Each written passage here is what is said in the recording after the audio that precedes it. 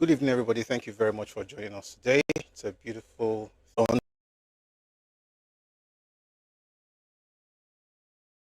Um, Thank you very much for power tapping and getting also 20.4k likes on TikTok.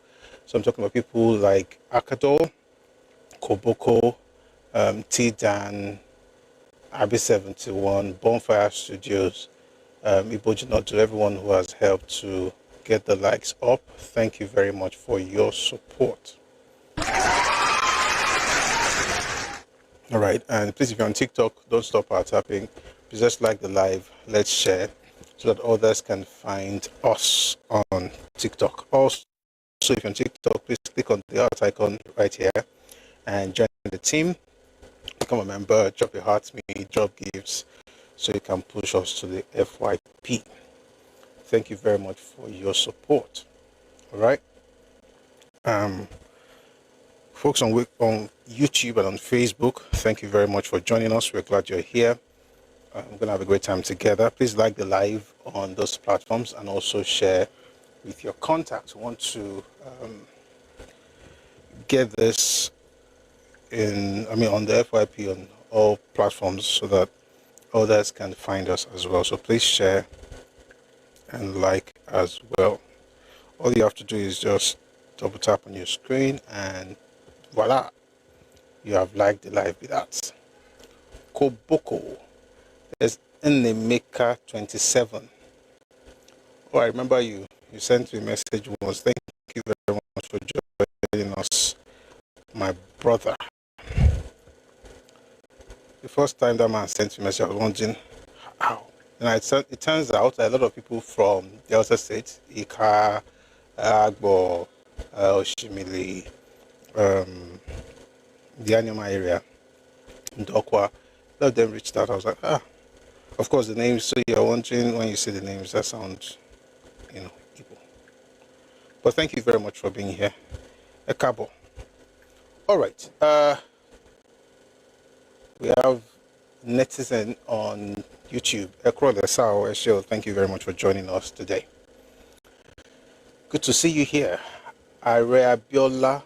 Someone says the audio is mute. Are you sure? The audio is not mute. Oh. The audio is good. Please try and check your Mumbo. So I've just checked YouTube. The audio is actually 100%. Like I increased it just because of you. So I hope you can hear it on YouTube. Ariire Abiola, please let me know if you still have issues. You shouldn't be having any problems with audio on YouTube. In fact, we shouldn't have any problem at all today. That yesterday was stressful. But we thank God. Somehow, Oboko says audio is best it has been in weeks. Wow. Thank you, sir. Whew. So today we're going to finish our series that we started on Monday. I thought we could get it done in 2 days. Turns out we're still on it. Show me Wednesday, only Thursday now. Okay, we started it on Tuesday. I thought we'd be able to do it in 2 days, finish it yesterday, but we couldn't. So we are going to, like Barolo, finish it today. And let me just tell you that you're going to see some drama in the final pages of Papa's book, which we've been reading. We did start from chapter 1 for obvious reasons. We've read chapter 1 some other time, and that was the time we read chapter 1, right?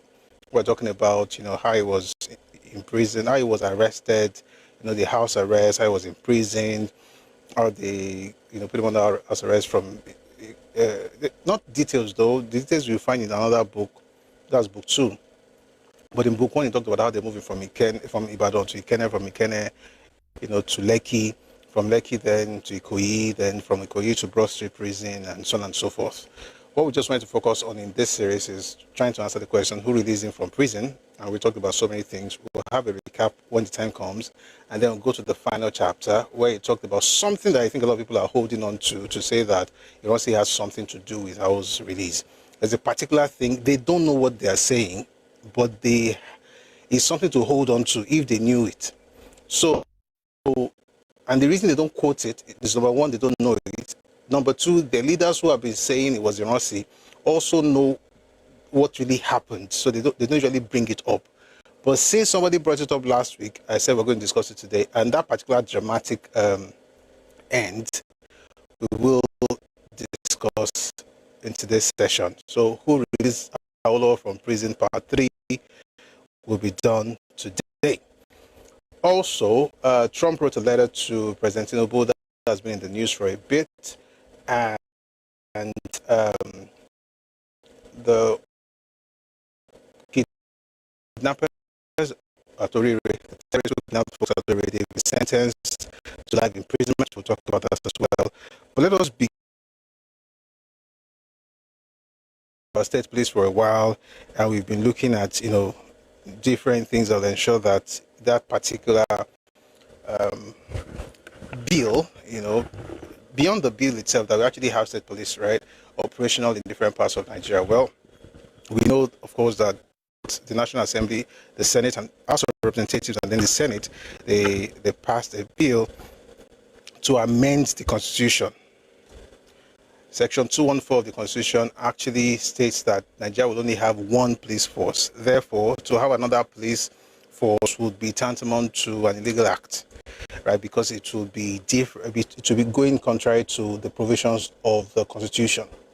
Therefore, they had to amend that law, and we celebrated it. It happened in the House of Representatives, and it went to Senate, and now we're waiting for the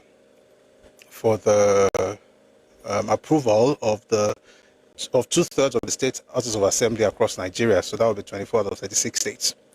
However, while that is still being done, something cool happened this afternoon. All right, and I'm just going to read it to you from the Nation newspaper. Reps pass bill on state police as minority group stages walk out.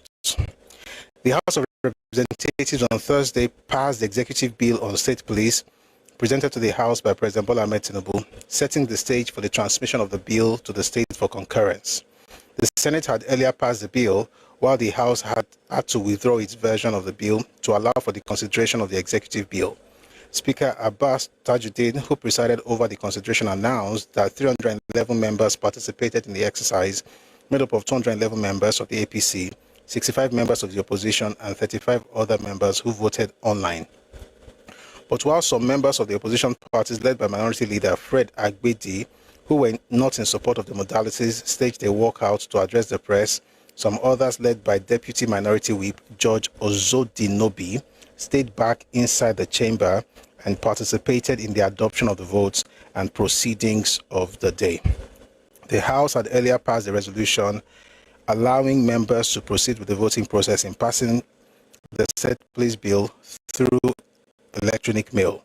The House adopted what is called temporary measures in line with the provisions of Order 5, Rule 12 of the Standing Orders of the House, and in line with constitutional provisions which provide a 2/3 majority to alter the Constitution. Attempts by Jesse Onuakalusi to raise a point of order while presenting the report of the Constitution Review for the Constitution did not succeed. 1 second. I'll take that particular stuff again. Umbo. Attempts by Jesse Onuakalusi to raise a point of order while presenting the report of the Constitution Review for the Constitution did not succeed, as the Speaker refused to allow him to proceed with the order. The Lagos lawmaker had told the House that he was standing on sections 4, 9, 14A, 71, and so on and so forth. But some members shouted him down. While the seat was becoming rowdy, the Speaker asked Onuakalusi to take a seat, even when the lawmaker insisted on being heard, saying it was his right to be heard and not a privilege. But the Speaker refused to allow him to continue. You know who Onuakalusi is? That's the man representing Oshodi Solo constituency, who gave 24 out of 29 opportunities for trading abroad to Igbo people in Lagos State. That's the person who is also doing this now. Anyway,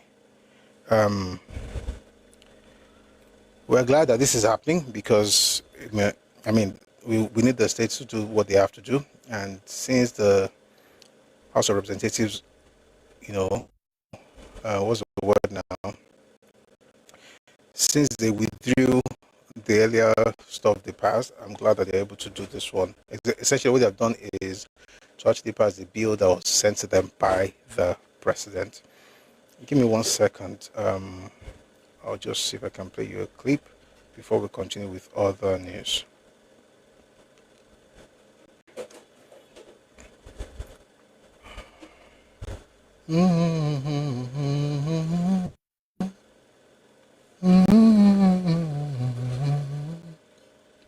All right, so take a listen to the proceedings in the House of Representatives earlier today.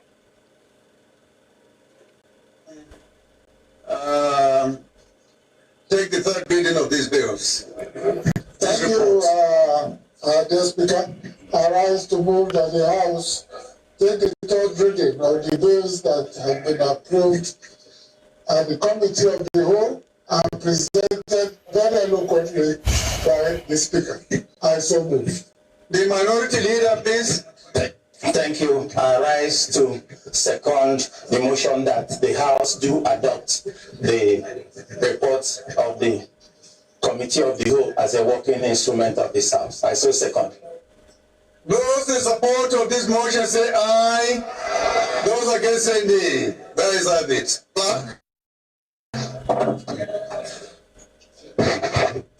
Right, Honourable Speaker, all members.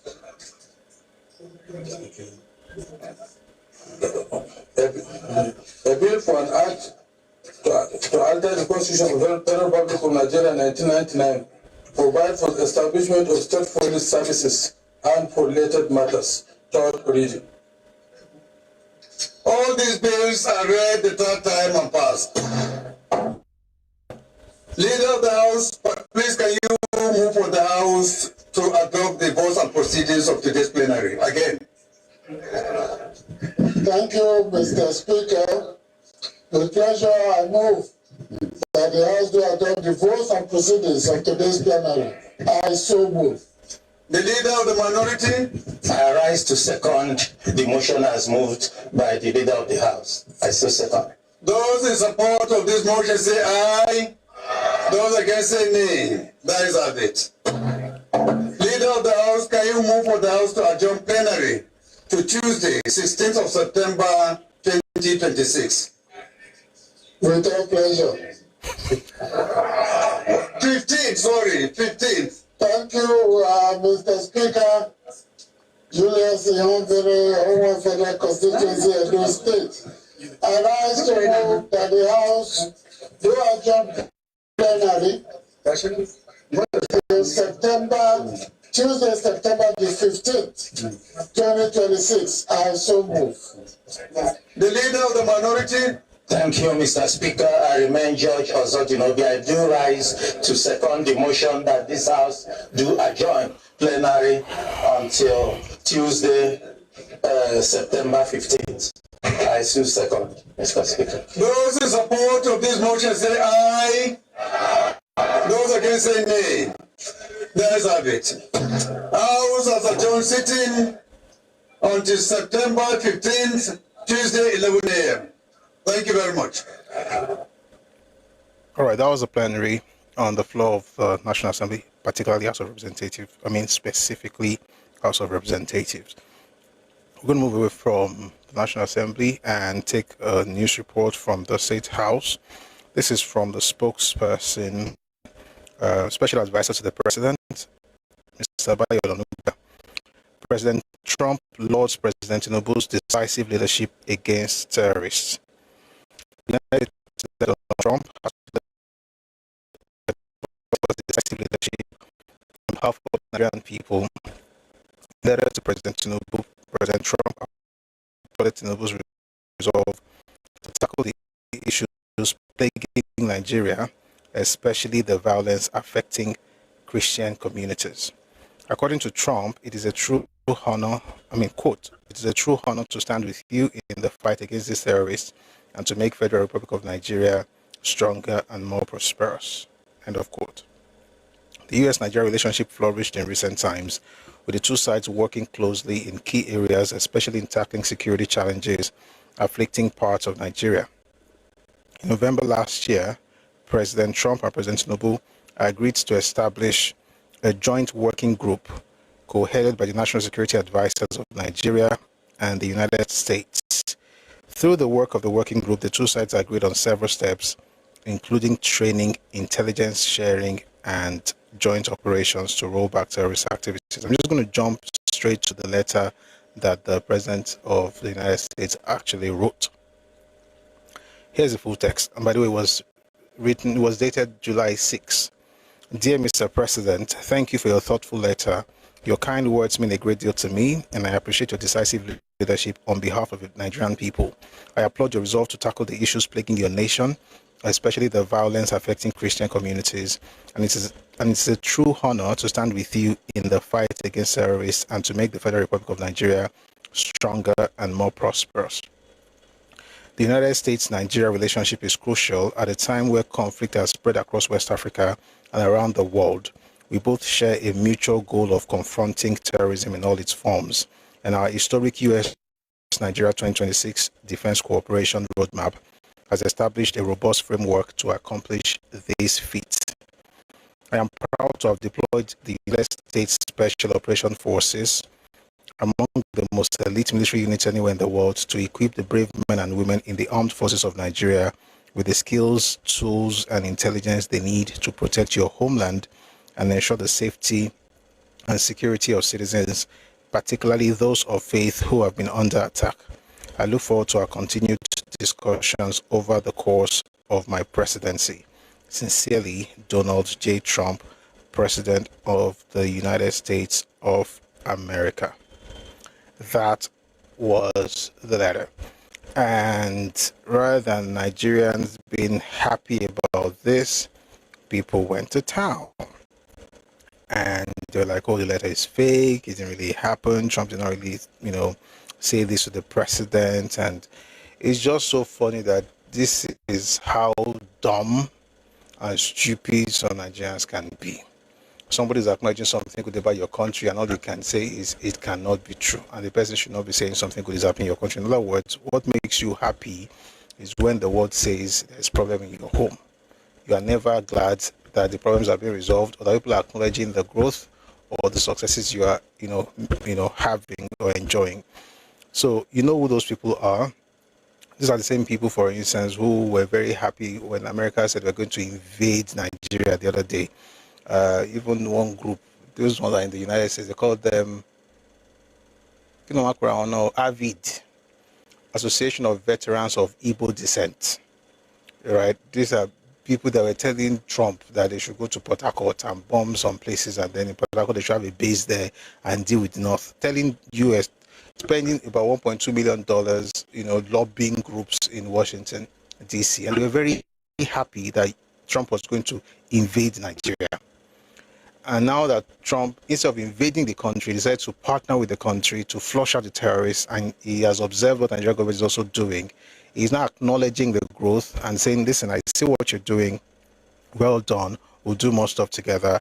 Everybody has gone berserk and just angry with themselves and their head. Anyway, here's the same person, the President of the United States, acknowledging the First Lady of Nigeria a while back when she went to the U.S. for a breakfast meeting. Take a listen to this. Joined today by the First Lady of Nigeria, who also happens to serve as a Christian pastor at the largest church in Nigeria, a very respected woman. First Lady, please, where are you?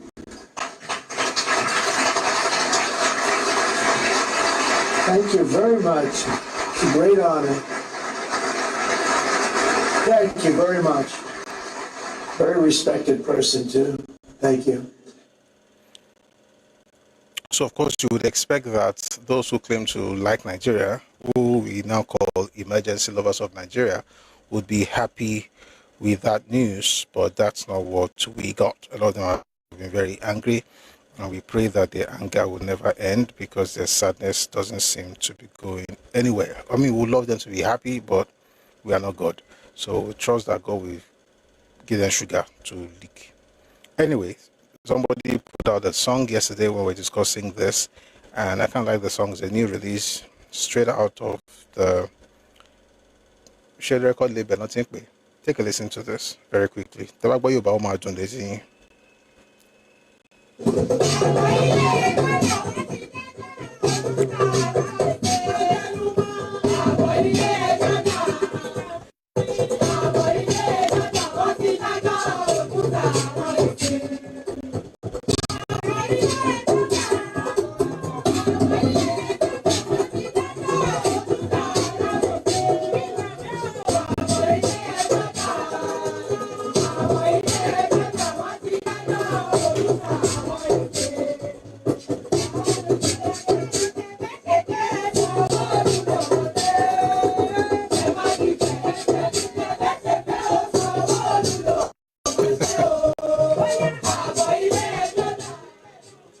Somebody says the Trump has been bribed.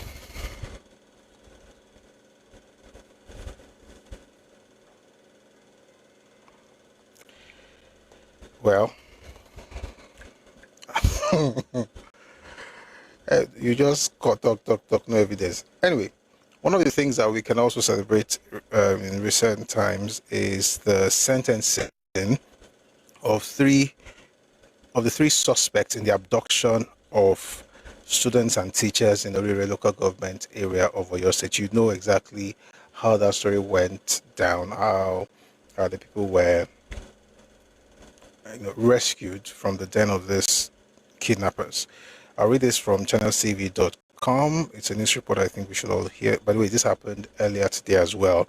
Court sentences suspects in Oriire abduction to life imprisonment. Their sentencing will start from the date of their arrest. The Federal High Court Abuja has sentenced 3 suspects in the abduction of students and teachers in Oriire local government area of Oyo State to life imprisonment. According to the court, the sentencing of Abdulrazak Umar, alias Abu Khalifa Abu Khalid, Yunusa Musa, alias Yunusa bin Musa, and Shamsu Adamu Sani, alias Abu Itisa, will start from the date of the arrest. Before the sentencing by Justice Salim Ibrahim, counsel for the defendants pleaded with the court to sentence them on liberal terms. He added that they were first-time offenders and had pleaded guilty.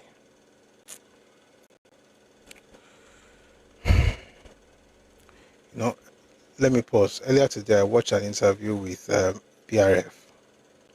It was on TVC with Nifemi, and he was talking about how, no matter whether you are guilty or innocent or you need a lawyer, you have a right to have lawyers, and that lawyer may even know that you have Otihobo, but they will do everything to save face or to make a case for you. That's what I think this is, because there is no way on earth somebody is actually defending these clowns. But I mean, thank God we have something like this in case you're running. But you're anyway, their counsel pleaded with the court to sentence them on liberal terms. He added that they were first-time offenders and had pleaded guilty.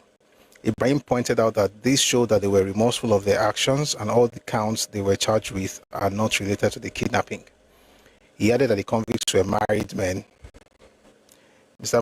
Michael, that they cut his neck, is not married, Abi was not married. He added that the convicts were married men who have children and have aged parents who are dependent on them. Yeah. He pleaded with the court to give them a second chance at life and sentence them on liberal terms. Counsel for the prosecution, however, pointed out that the convicts were aware of the people on the battlefield, and as true Nigerians, they should have reported it to the authorities.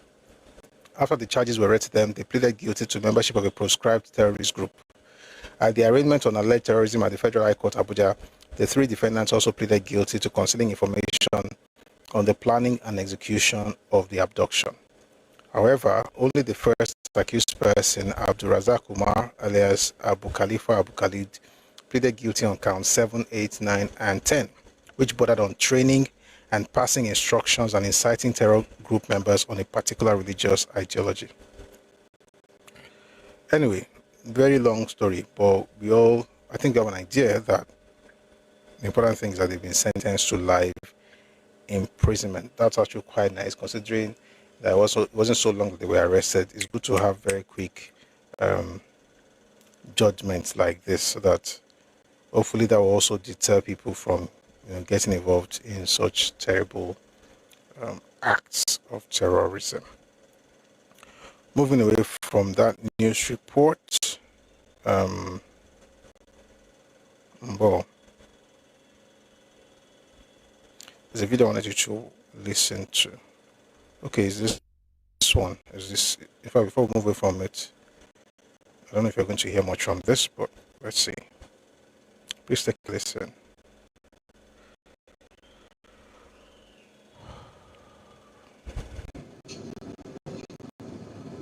You're not going to hear much, just pictures of those people.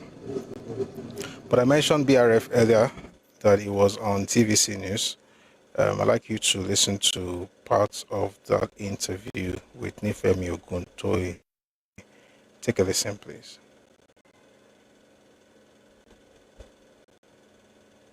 Speaking from an insider's point of view, the growing allegation is that those in power are increasingly using the courts to weaken or suppress political opposition. Whether that's true or not, does that perception worry you?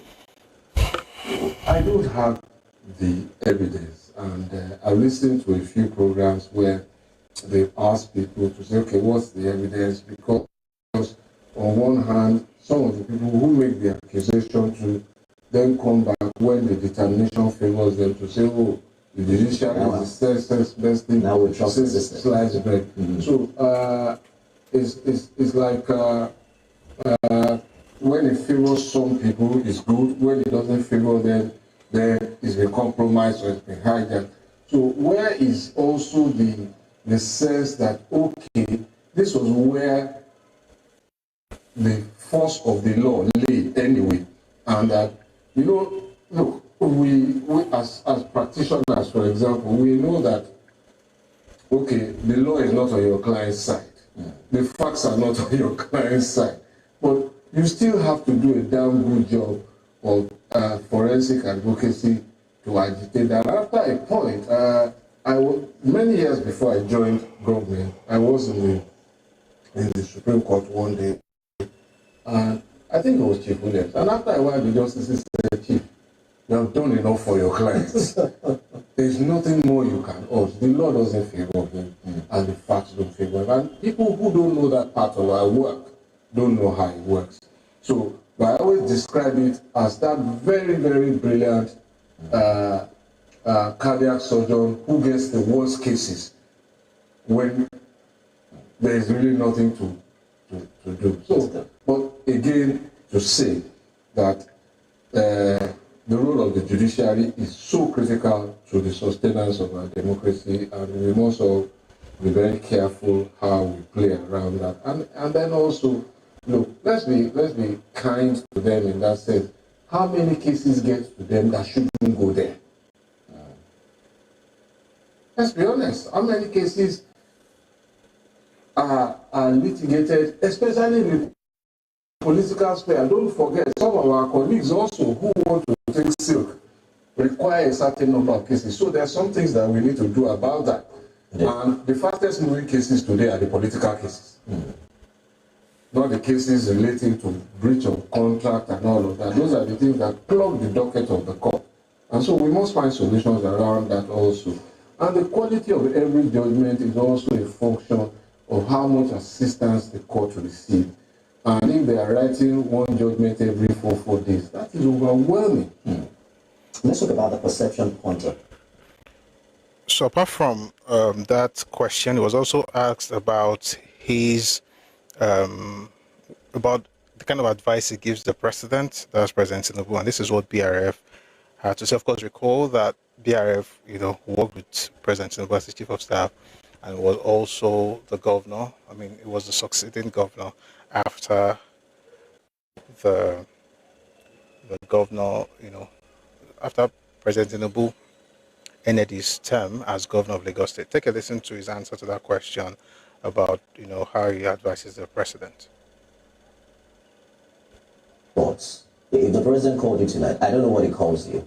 What does he call you? He calls me today. Today. And he says today, identify one area where my administration must improve as we come up to 2027. What would your advice be?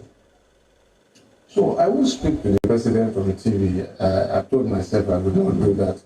I have his ears, and when I need to see him, and I've advised on a few things, and I think that we must keep that channel open. It's not my intention to advise him on television. You have not changed the beat. I mean, we thought that now that you have left politics for a while, you'll be a little bit more open. I mean, Looking at somebody whose ear you have. I hear you, and I agree with you to an extent. But you recently argued that this man is brilliant. This man is brilliant. That's how you answer questions, right? He's a very wise man. But there's just one more video from that interview where I was asked if he would contest for the presidency in Nigeria. Take a listen to this. but you're clearly there are two groups, right? APC. Mr. Fashola, you've been governor, minister, senior advocate, and now bencher. You've occupied almost every office many political or many public servants aspire to. Do you still nurse any ambition? Maybe one day to become president? So that's why I said it has been an extreme privilege. My journey has been an unimaginable. I hope that it some way inspires another generation about the possibilities of this country, particularly because when we celebrate dreams across the Atlantic, our country is also a place where there are so many stories of rags to riches and grass to grace. And I hope that it inspires another generation. No. No, you're not thinking about it because everybody starts by saying, President of what now? of Nigeria now. Oh God, I'm president at school.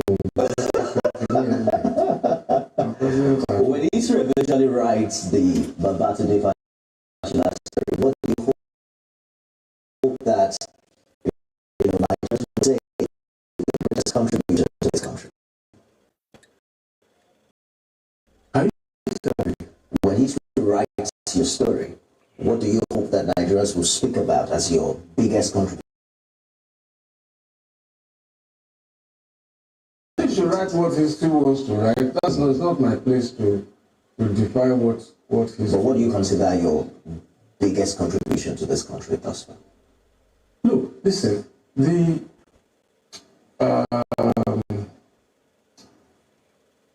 I think it was in 2012 or so, we were debating the national honors list. And some of my colleagues then felt that governors should be given national honors. And I said, no. We were the ones who the act stipulates that we should recommend people. We can't be recommending ourselves. It just tastes sour in your mouth. And so I declined to be on that list because my name was on it. I declined to be on that list. And somebody, highly respected person, came to me later and said, you shouldn't have done that. That's the honor from God. And I said, no, the greatest honor my country has done me is the privilege to have served in public space. The honor is just a badge. Yes. The real honor was the privilege to Your serve. Excellency, we've completely run out of time. You should have this. All right, that was former governor of Lagos State, Babatunde Fashola. It's a delight to always hear him. We're going to move on to another exchange on the channel called VOP, and I'm taking us back to the Trump thing. Two things. There's a guy called Chidubem Ezekwe, Honorable Chidubem Ezekwe, and he was asked questions about the what's happening right now in Nigerian political landscape, the role of the opposition, what the government is doing, the Trump stuff I read earlier and things like that. So I'm going to listen to two clips where he talked about his views, and then we'll move on to other things afterwards. Please take a listen to this. Well, you see, these election cycles opposition happens to be the most serious set of opposition I've ever seen. You will think that they would argue based on policies. You will think that they would argue based on answering the salient question, what is it that I am going to do separately? What is it that I am going to do differently? But no, you see pusillanimous attempts, you see Titifilarius and Sinigason and Humbug, Jabberwocky and gibberish aspirations put out there by their media and their fanatical aficionados. That's funny. That's funny. As far as I'm concerned, when I hear things like this, after laughing, I just keep quiet, I do zeal. I do nothing, because as far as I'm concerned, it's zero zeal. It holds no water. It is nonsensical. It is nonsensical. This issue has been passed, as far as I'm concerned, by the Supreme Court, and I think what I read was he was indicted and not convicted. You know, I think that's what I read during the last litigation. However, I don't know why we should be wasting our time on issues like this. Tell Nigerians what you will do differently. Well, the opposition has been out there all the time telling Nigerians, well, if we get into government, this is what we are going to do differently. I don't know what to expect them. They have always pointed out problems. They have always pointed out the issues. They have always argued. They have always said, "Oh, this is our grouse. These are the reasons why we are angry. These are the reasons why we are upset." You know. But I have never really seen them argue. I have never really seen them say most times what they do differently. I haven't. Okay, we had the APC when APC was in the opposition. They said, well, if we get into office, we will ensure that we have our exchange rate is 1 naira to $1. We have had the opposition, the APC, when they were in opposition, say, well, if we get into government, we will ensure that you have 247, 24-hour power supply.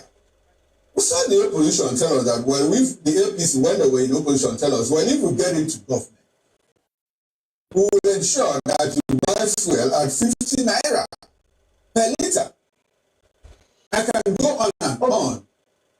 Which of these has the APC been able to provide to Nigeria? Thank God you said you heard the APC when they were in opposition saying those things. What have the present opposition said? Now, the present opposition says when we get into government, we are going to turn things around. You want them to give you their blueprints? If you look at their manifestos, you probably will find these things. Okay, I have learned how to be realistic. Okay. I have learned how to be objective and not subjective. I have learned that emotions and sentiments are infinitesimal in the political cinematography and the political choreography of Nigeria. Reality is defined as, for me, the way things are, which you may not like. They can go ahead and read out all these things, and most of them forget that they were once in government. Most of them forget. All right, let's return to the. All right. I mean, I just kind of like how it went down and like the exchange.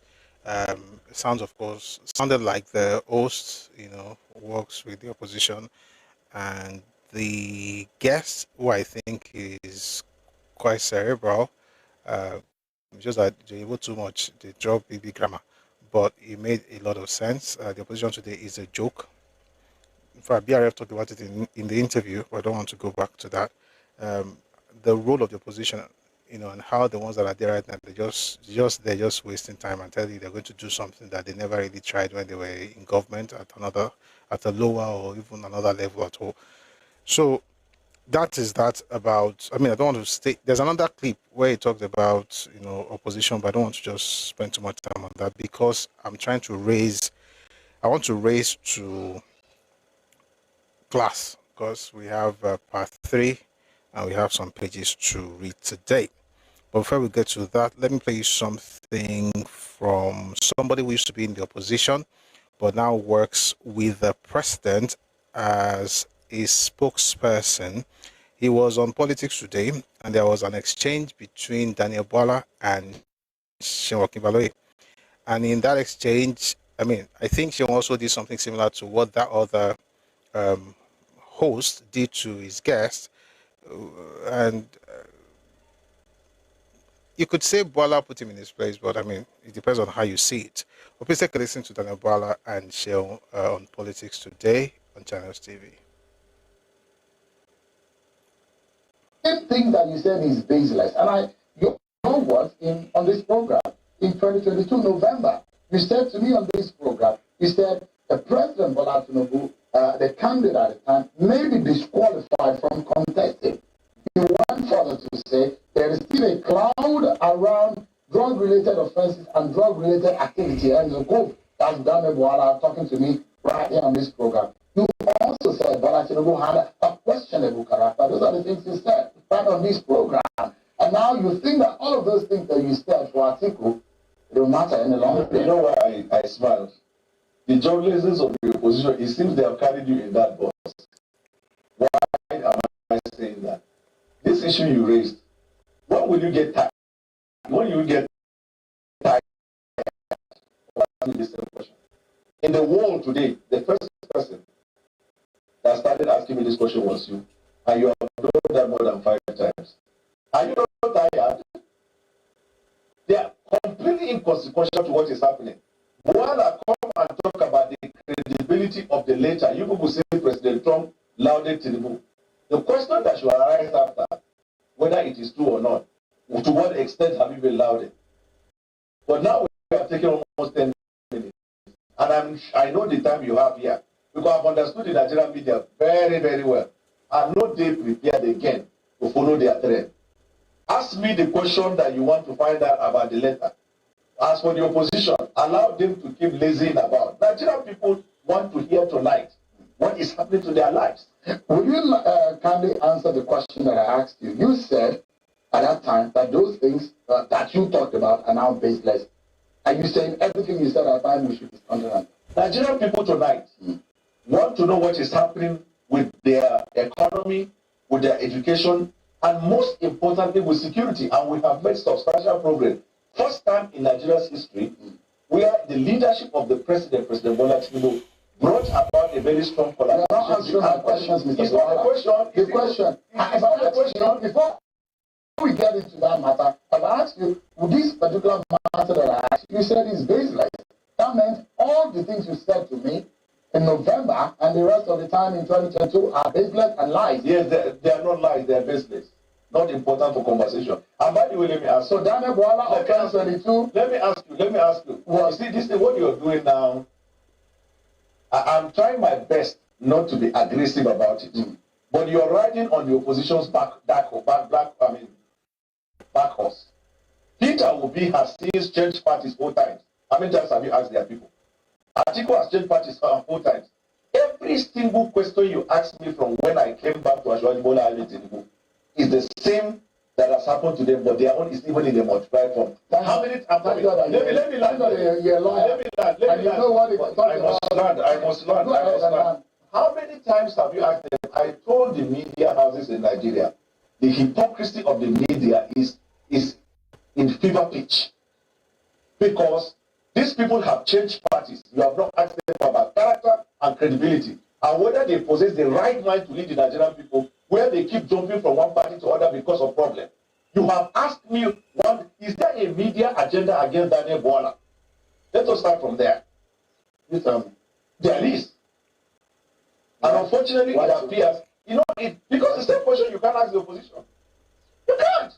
Not only you, Morning Show can't ask the opposition. Maybe you don't watch this program. No. I watch. Or you watch the part that you want to watch. No, when they send link to me, I see.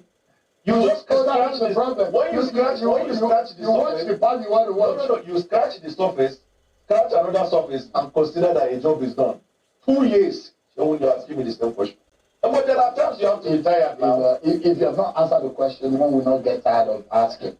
When you ask me the previous one, did I answer or not? No, I mean, as a lawyer, clickbait has become the fulcrum of modern age journalism. Why? I have seen guests coming to your table here where you talk with ferocity, with ferociousness about the happenings of the Nigerian people. What can you do? What is this government doing? As soon as I appear, this doesn't matter. Mr. Buhari, thank God that you 14 years ago you were on this program, and it was not clickbait at the time. But it's clickbait now. 14 years ago, you were not. 14 years ago, you were not the way you are now. They say evil comes to equity. I didn't come. You brought me to equity. But this is equity. Yes, you brought me. Let's see your hands. See my hands. And okay, see. That's why. Let me put it this way. The letter was written by the United States government applauding the president of the Federal Republic of Nigeria for deeper cooperation. Unfortunately, we are not discussing that in the media today. Is it fair to the Nigerian people? Is it fair for the Nigerian people in rural areas who want to know that this country has experienced progress to the point where our collaboration is yielding results? Is this thing the fact issue? Can we continue now? I'm giving you a pushback. I am not about to wait for that kind of narrative to keep going. Someone says Bola has started his own podcast. I think, this is what I think. Ever since he was interviewed by Mehdi Hassan, I think he had to go back and perhaps work on himself and also learn to push back. And I said it that day. When he was interviewed by Mehdi is not the kind of journalist that you go to and chill. He's very confrontational. You know, he's always asking questions as though he's debating. Therefore, you've got to be on your toes, essentially. You've got to know exactly what you're doing. It's not about saying, I have 4 people researching for me. You've got to know the person who is actually interviewing you. This is not, I don't want to mention any channel. So here's the thing. I think ever since he was in that interview and what happened, which I don't want to talk about, it just became more, I don't want to use the word aggressive, maybe more assertive, right? I'm talking about Bola now, more assertive, and is able to actually communicate his thoughts and put the interviewer, because something people need to also understand, sometimes you don't answer the interviewer as if you are being interrogated. You can push back, you can even put that person on the spot. And I think that's what he did. Whether it was good or not, that's not my business. But I think sometimes these guys on TV need to also be, they need to be shown the mirror, like see yourself and see what you're doing to me. Is this how things should be done? And I've said it several times. They've changed a little bit now, and even you can still hear it. The question is always about rice, about people are hungry. They always have these talking points that you have across many of these TV stations, and it's good to have somebody at some point say, you know what, no, it's enough. Talk about something else. So I hope that helps them with the conversation. All right, we're going to move on now, and we will listen to an exchange on TVC about this. Oh, 1 second. About article. This time we're just talking about opposition, right? So, wait, someone says like Jordan Peterson with that. Yes. I think when it comes to guests on TV shows, perhaps my favorite is Jordan Peterson. He's brilliant. I can never forget that interview. It was on, I think it was on Channel 4.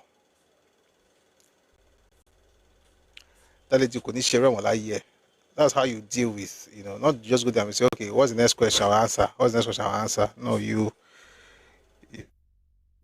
also giving it back if needed. And like I say, the kind of journalists we have today, it is always needed. We can have conversations, but for some reason they are a bit more combative, and also their questions it's as though they're looking for a gotcha moment, which aligns with what Bola was saying about clickbait, just something to get you to say something like, "Oh, we caught you." So I'm glad that went the way it did. But let's just listen to something else, still on the opposition, but from TVC, talking about Atiku, and also the election in Nigeria and how it relates with Trump's letter which I think Bola was trying to talk about in that interview with Sean. Take a listen to this one. How should reasonable people interpret it? Reasonable? Yes, when you say Nigerians, don't forget that a lot of reasonable people on social media, they are Nigerians too. Okay. But they are choosing to continue to weaponize their ignorance. You know? So this is the thing. When you see people who are ignorant, but they do not even know that they are ignorant, and they will continue to say things about which they have little or no education. How do you describe those people? They say what they like. They don't ever imagine that someone will say that the Oriire abduction was staged. Did you think a governor will ask for UN to come down and investigate? Did you in your wildest dream not to think of that? So these days, I prefer that we talk to reasonable people, not ignorance peddlers. Okay. Because there's nothing so bad as ignorance peddling. I see people sit on TV, peddling utter ignorance. And they don't know, they have such exaggerated impression of themselves, they think that they are making sense. But they are making nonsense. Nonsense. So this is, people should see this principally for what it is. Okay. It's an election year. People want to gain advantage by any means. Whatever Trump or even if the congressional hearing, whatever negative thing they say about this president, it is to their advantage. They think that it will help them to win. But every election is local in nature. Yeah. America and its leaders will have nothing to say about our election. They are not going to influence people's judgment. People have made up their minds to vote for someone. If Trump says something negative about that person, it will not change their opinion. I can tell you now that many people have made up their minds who to vote for in this election.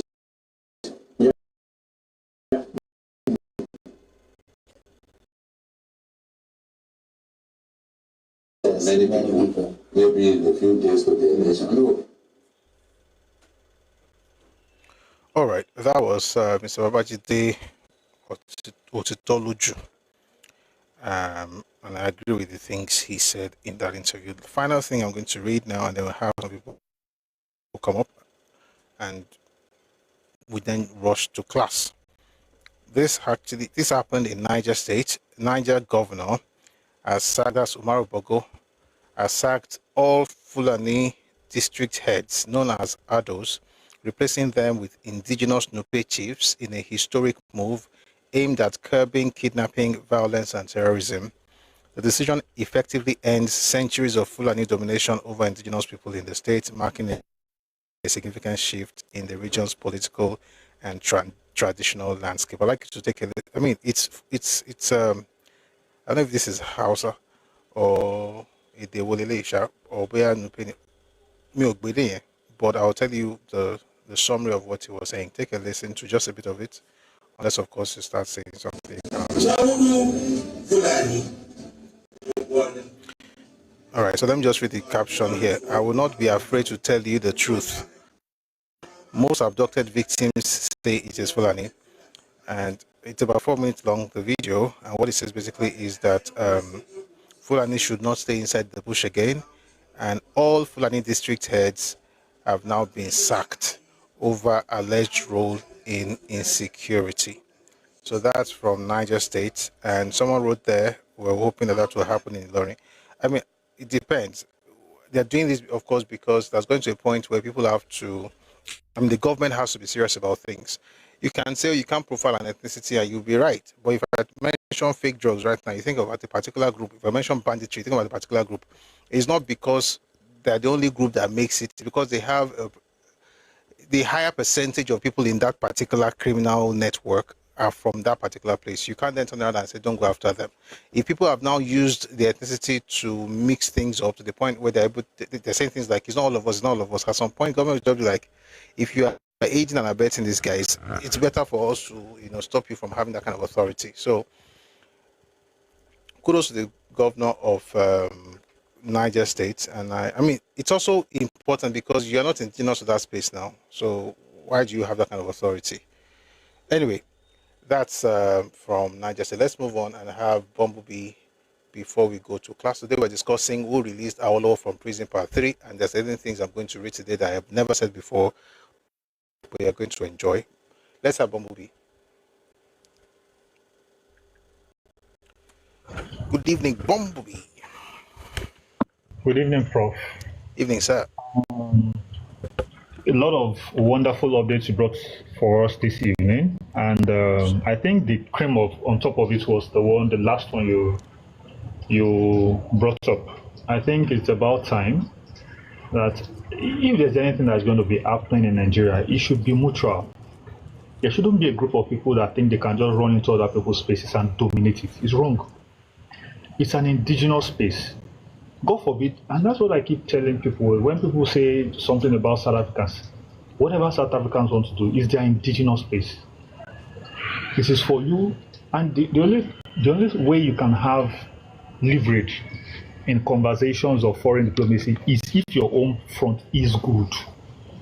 Somebody used to say, I heard a statement one time that Japanese, if you see a Japanese person anywhere in the world, they don't have to be there. Because everything in their country works. The healthcare is better than anywhere else. The government's facility, security is better than anywhere else in the world. If you see any Japan, their currency is better in terms of what they get for their currency anywhere else in the world. Quality of food, quality of living, standard of living, life expectancy is better than anywhere else in the world. I have a friend that lives in Japan, so I know that firsthand. So anybody that wants to go into other people's spaces, whether it's the southeastern nomads or the northern nomads, if they're going to go into other people's spaces, they should go on the terms of the indigenous people. The day those people say we don't like the place, so Hausa people should have that option on the table. The thief people are pushing back, but we see what's going on there. Whatever is happening there are rumors on what's happening there, but whatever is happening there, it is the thieves' indigenous space, and they decide what happens in their community. Now let me move on to Daniel Bwala. Of course, Sheon Okebaloye and Rufai Oseni. Sheon Okebaloye is a bit aggressive in his approach in interviewing, but you can tell that he's aggressive and he's neutral. He's aggressive to both the Incumbent government and both the opposition government. When they come on his program, he attacks them like that, as opposed to some other people that have picked a side, that whenever you go to their studio, you can tell that they are literally fronting for somebody. I'm Atoforu Kobaon and not Lashiri. So on that note, any other thing I want to add, I'll add it later. Let me not take too much time. Eshegon, Prof. Eshegon, thank you so much, sir. Thank you for coming up as well. And while you were talking, Mr. Remy wrote in the comment section that we haven't talked about Fubara, and I think we should spend some time on that and maybe listen to something from Mr. Bafemi George as well before we go to class, because we still have a few more minutes here. So let's quickly listen to this. Fubara was speaking in River State recently, and he talked about the fact that he has gone back to, the word he said, let me just quote, I have gone back to our family. Our probably means Wike's, caucus or something like that. And then there's an interview where somebody talked about Wike, and now he has changed his mind about what he said in the past and his relationship with Fubara and so on and so forth. So let's go through that before we move on. So take a listen to, someone says, Omobeko says, we also need someone to sack Emir Vilorio. There's someone has to be the governor, right? Only the governor can do that. And there's no king that cannot be sacked, especially if you go beyond your bounds. So the question will be, what has the emir done, to warrant that? So, we know that the emir of Kano was removed by the governor. That happened before. And it's not just Kano. I'm just using that one because it's more recent. It's happened in our own place as well. was in Ekiti or Ondo State. There was a king that was also removed for doing something very reprehensible.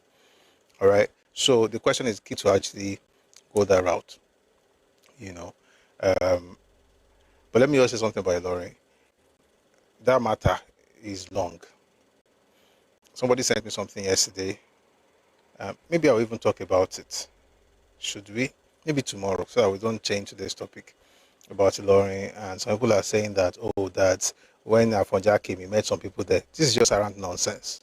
And that's the kind of story you tell when you're trying to displace a people. When you tell them that the primary person that they all look up to is a stranger in the land. How now? How? When his father was literally from there. His father was the head of that particular place. So how is it that when he came, he met people there? It wasn't even a stranger. But that's a topic for another day. Maybe tomorrow or some other day we'll talk about that. But let's... someone says the government of Kwara is Fulani. Can he remove a fellow Fulani emir? No, it's not. It's actually not impossible, though. But the question is, what did the emir do? See, let me say something. The governor cannot remove a king because some people don't like the king, because historically he's not supposed to be emir. They're not going to do that, though. That's the truth. It may not sound very palatable, but it's the truth. Because whether we like it or not, that emir king is gazetted, though.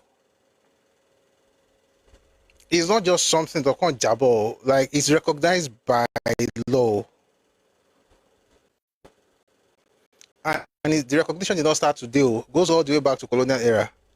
I'm not talking about how Afonja was removed. I'm talking about when the British got here, what they met on ground. The only thing that you cannot controvert is that they acknowledge the fact that Ilorin was Yoruba land. So when I hear people say things, and I saw the video, someone said when Afonja came was on Yoruba land. What are you talking about?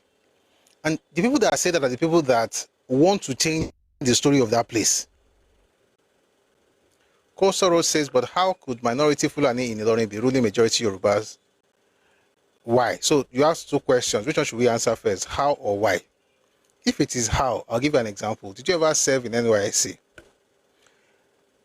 How did a handful of soldiers control every copper in camp?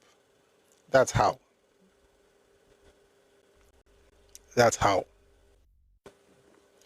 How is it that 6% of the population is using more than 20% of the population, the Hausa people, to do their bidding? This started in 1804. This is 2026. It's been 202 years, and suddenly the Hausas are awake. And their awakening actually came from the killings in the farms. You see it across the north. The killings in the farms, the fact that they said that the political leaders are not representing them. All those conversations, and other things have led them to now say, okay, they want to make it very clear that there's no Hausa Fulani, which is true. The phrase Hausa Fulani is a political creation. There's no ethnicity called Hausa Fulani. But that's a matter that they will solve on their own. The point I'm just trying to make is that the question, how did they do that, instead of going to the details, just think about how a handful of soldiers could manage a camp full of graduates. And the only funny thing I thought about when I was serving, and this was, of course, when I served, it was a while back, I sat and I was like, these guys don't even have degrees. They don't even have degrees. So how did they do it? It's partly psychology and partly force. But yeah, that's it. So when you say why, it is what it is. It is what it is. You conquer or you are conquered. And whether we like it or not, they conquered.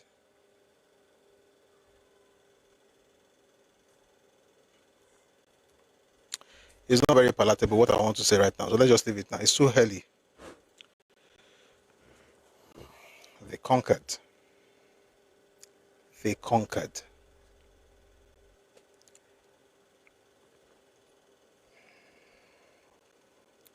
Sometimes when we celebrate empire building and conquering others, you also have to understand the fact that it also applies to you.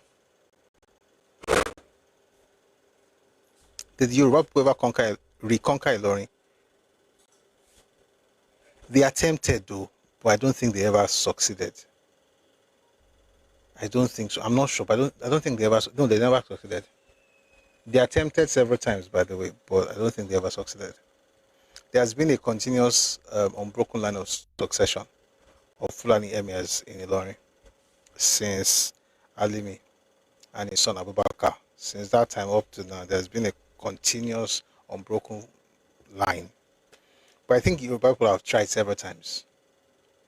What they have done, though, is something that maybe we'll leave for another day. They've also gone beyond the Ilorin to conquer other Yoruba places. And Yoruba people have also pushed them back. And if not, I mean, whether it was Jalumi or the war in Oshogbo in 1840, if Yoruba people had not stopped them there, the goal was to reach the ocean. And you may have a problem with that, but you also have to understand the fact that those times you conquered or you are conquered. You conquer or you are conquered. And is what happened with the jihad. They conquered. See, these are brutal truths. So what you do now is, when people say things like, and I'm a Yoruba talk, so I'm not like, oh, let's understand Fulani. But you see, when people say things like I saw what Omobe wrote there, said, which kind of law is Yoruba land? What are you going to do? Because sometimes you have to actually ask those questions. And I'm smiling because what I wanted to say is actually quite heavy. But what are you going to do? This is 2026. This is not 1804, 1830, 1829 with the Ilorin takeover. By the way, I think it was around 1829, thereabout. So those times are different. I mean, we're in different times right now. So what's the plan? Is it to have, like, is there a war? Is there going to be a war? The best solution is political. Someone says we can only negotiate. We can negotiate, but if we can buy Ilorin that time. This is a political solution. The first emir was, no, it can't be.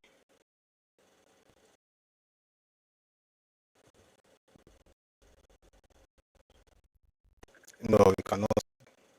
The first emir of Ilorin cannot be. Let me check. You just right, because sometimes you can forget dates. So let me just check.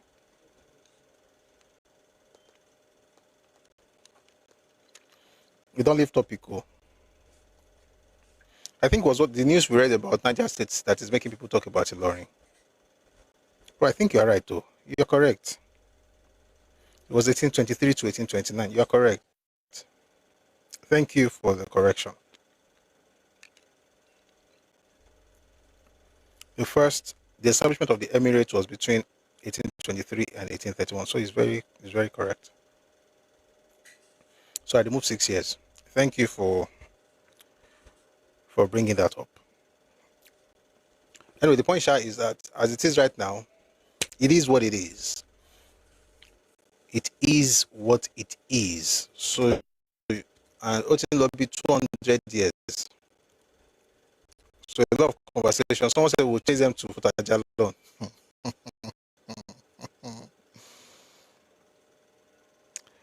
Here's a question.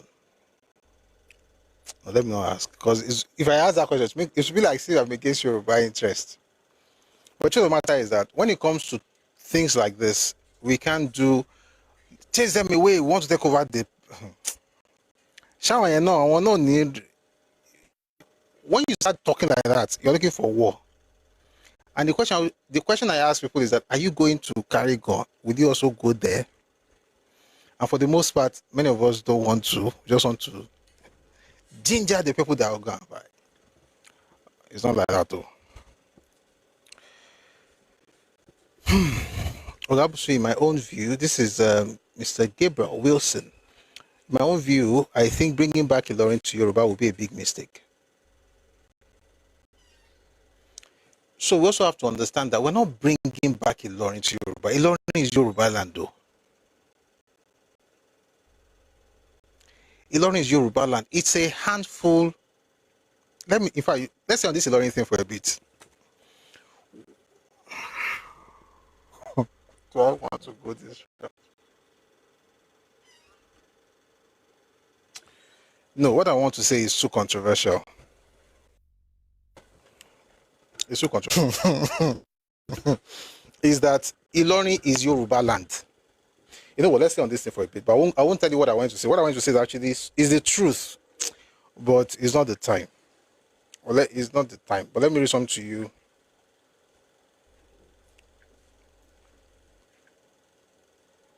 How did we get here? Niger State, Abi. I'm looking at the time because there's a time I want. Only time to go Kabere Orowa. This is from an agreement between the Ilorin King and Chiefs and the Royal Niger Company. Okay, it was signed in 1885. And shout out to Professor Remy for putting this out. Let me read to you what they wrote here. I, Matthew Benson Nicol, native of Sierra Leone, West Coast of Africa, being well acquainted with the Nupe and Yoruba languages, declare that the king and chiefs understand the nature of this deed, done in duplicate at Ilorin, Yoruba, this 18th day of April 1885. That was an agreement between Ilorin people and Royal Niger Company.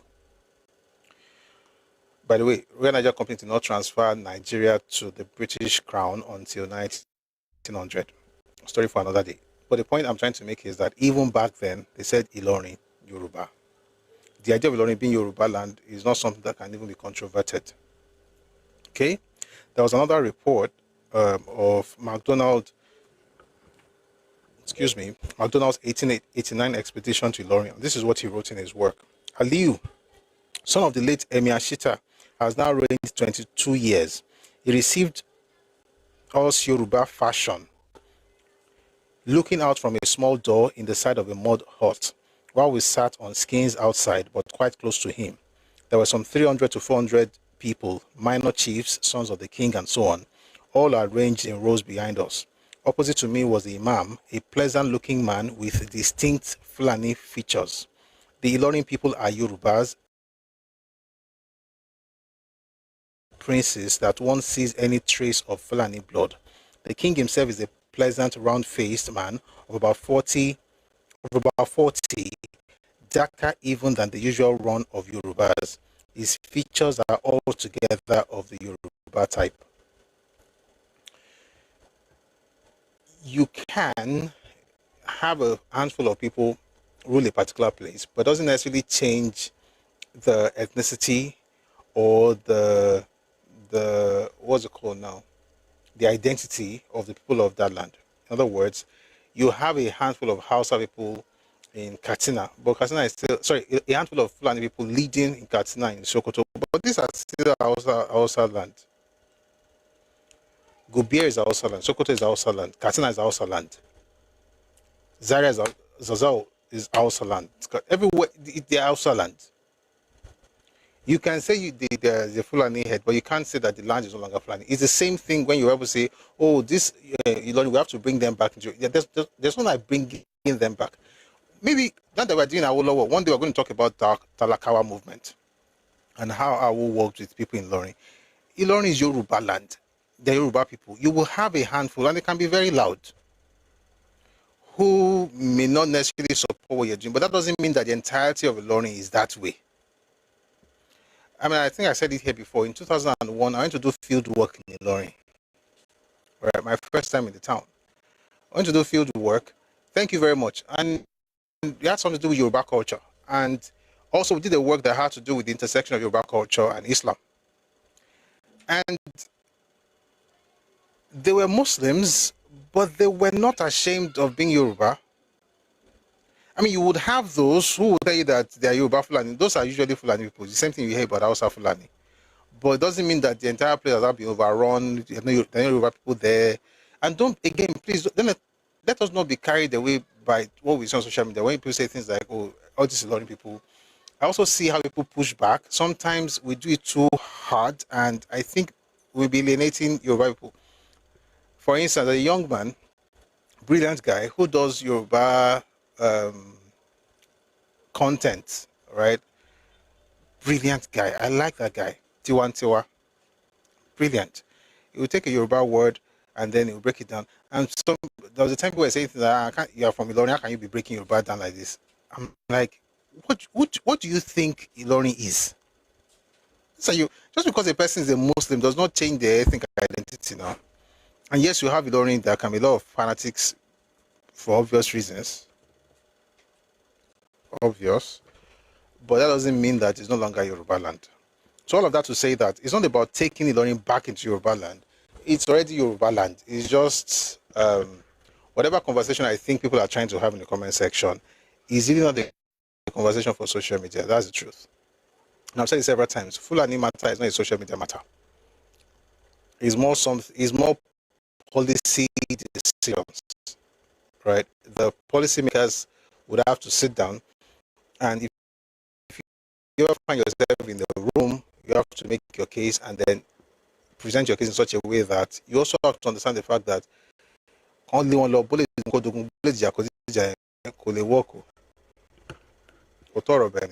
work.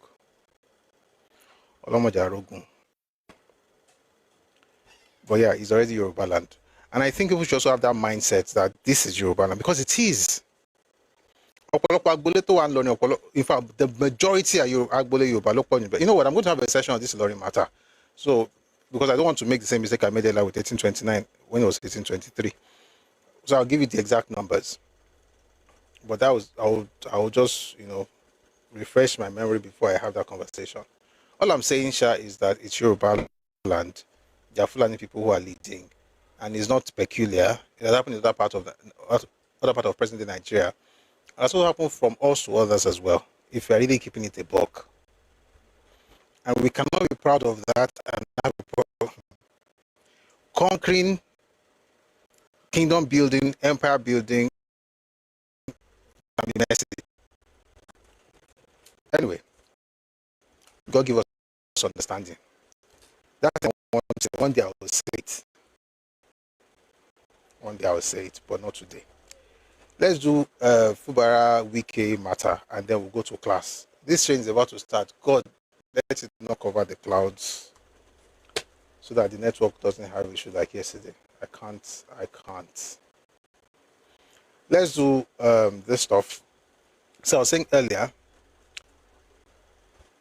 Olushola Oshinawa says there's nothing like Yoruba Fulani, please. Fulani is Fulani. Are you sure you heard what I said?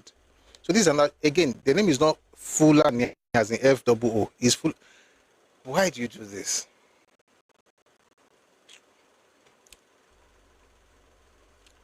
I did not say they are Yoruba Fulani people. I said there are some people that claim to be Yoruba Fulani, but that's because they are Fulani. Is the same thing they do with Hausa Fulani identity. Please, when I speak, try and listen. Oh, ha.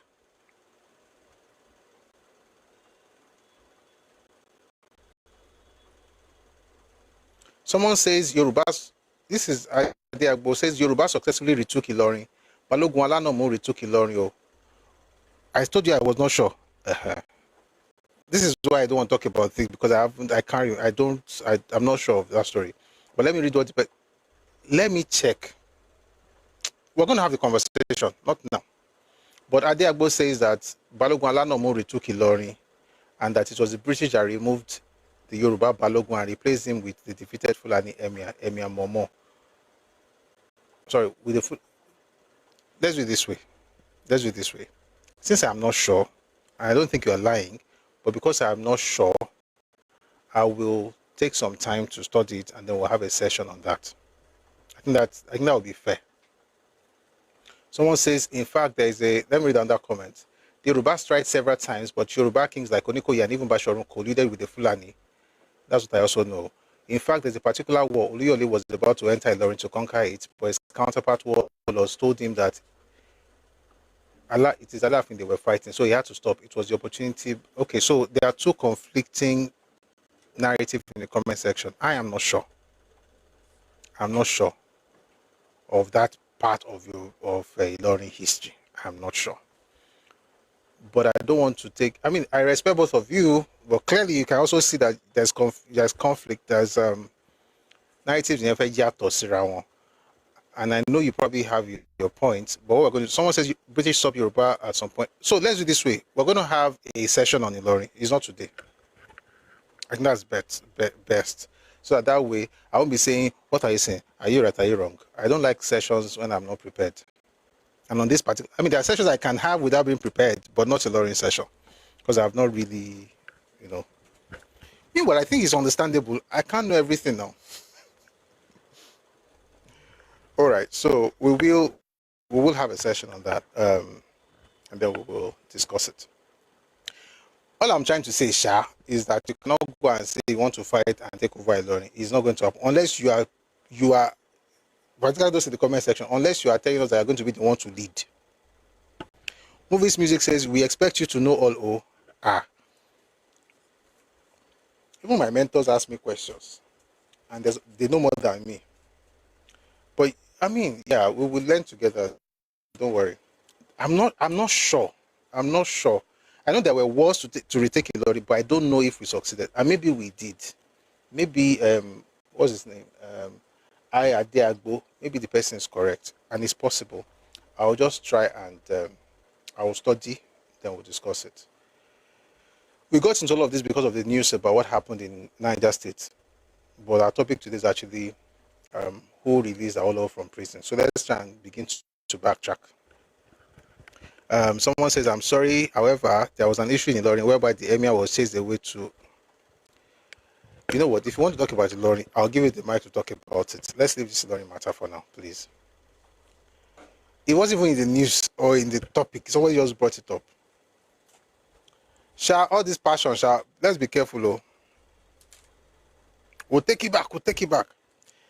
It's happening in different parts of Nigeria, by the way. I know at least 3-4 places where people are using such phrases. We'll take it back. But let's go to Fubara. So Fubara said he's going back to their family. Their or our probably means Wike. But in case you haven't heard that, please take a listen to this speech, and then we'll move on after this to some other things before class. Take a listen. Understanding. The host community must accommodate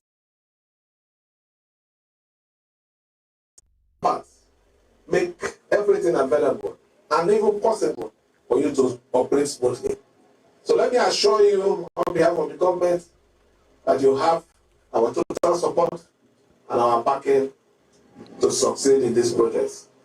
For the Obiakpon, let me stand on the assurance of the chairman that every other support that you also need is going to give to you. I think for a very long time I've not stood before you people. So let me say something here. It is little of policies, who have made peace in the States. And we have a total, and I am supporting our Rainbow Party, our Rainbow Coalition. President Ahmed Bola Tinubu is our president and is the one we are supporting. Okechinda is a governorship candidate that I am supporting, and anybody who believes in me will support. And every candidate that is under the rainbow. For those of you who are saying, hey, let's stay, we want to collect something before we run. There's nothing to collect.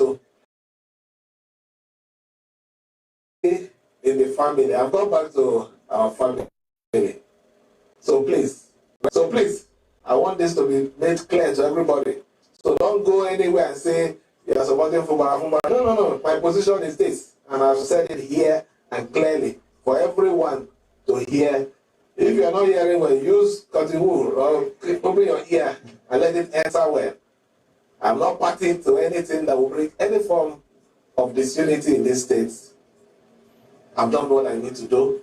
For now, we're moving forward. Let me, on this note, thank everyone. I mean, I wish I was happy with that news, but I'm actually sad. And it's not like me. I'm sad because, so after all of the gra,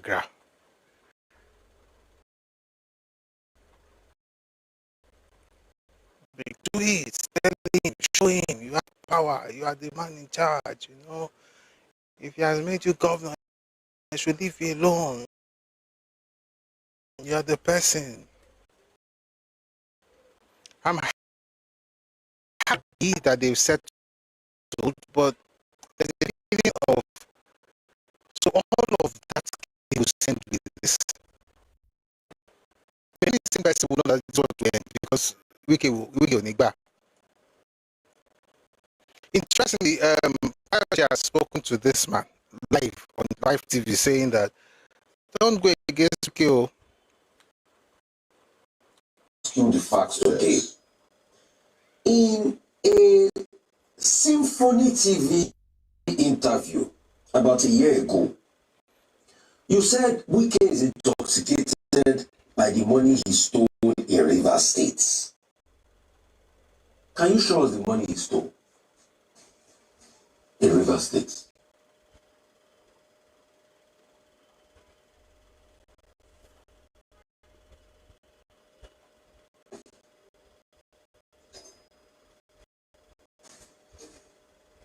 Can you hear me, sir? No, I can't hear you. I cannot hear you. Okay. You said Wike. I can't hear you. Just take it again. You said Wike is intoxicated by the money he stole in Rivers State. Can you show us the money Wike stole? Perception is different from reality. What I know then and what I know now, they are two different things. Then the perception was that Wike doesn't allow the governor function. Today we have come to realize that the problem of the state wasn't Wike. Was the inability of seeing. Mr. Ewo, you've not answered the question. This is the question. You made a claim that Wike is intoxicated by the money he stole in Rivers State.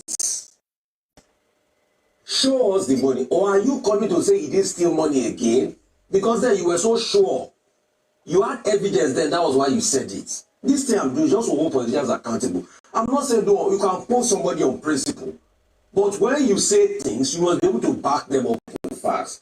Show us the money. It's not a case of perception. No, you claim that he stole money in Rivers State. That's why he's intoxicated. Statement of fact on Symphony TV. I have the video here. Show us the money he stole. Or he didn't steal the money again.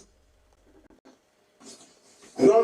You are not getting the matter. You are not getting the matter right. Okay. When the war started, what was presented to us was that Wike doesn't allow the governor to do his work. That was what was presented to Rivers people. But today that story has changed. Even ourselves, we have realized that. Wike wasn't stopping the governor from discharging his duties. So the information we had then and what we have now, they are two different. So who gave you information then that different information? Who gave you the information that Wike stole money in Rivers State then? Was it Fubaraka that gave you the information?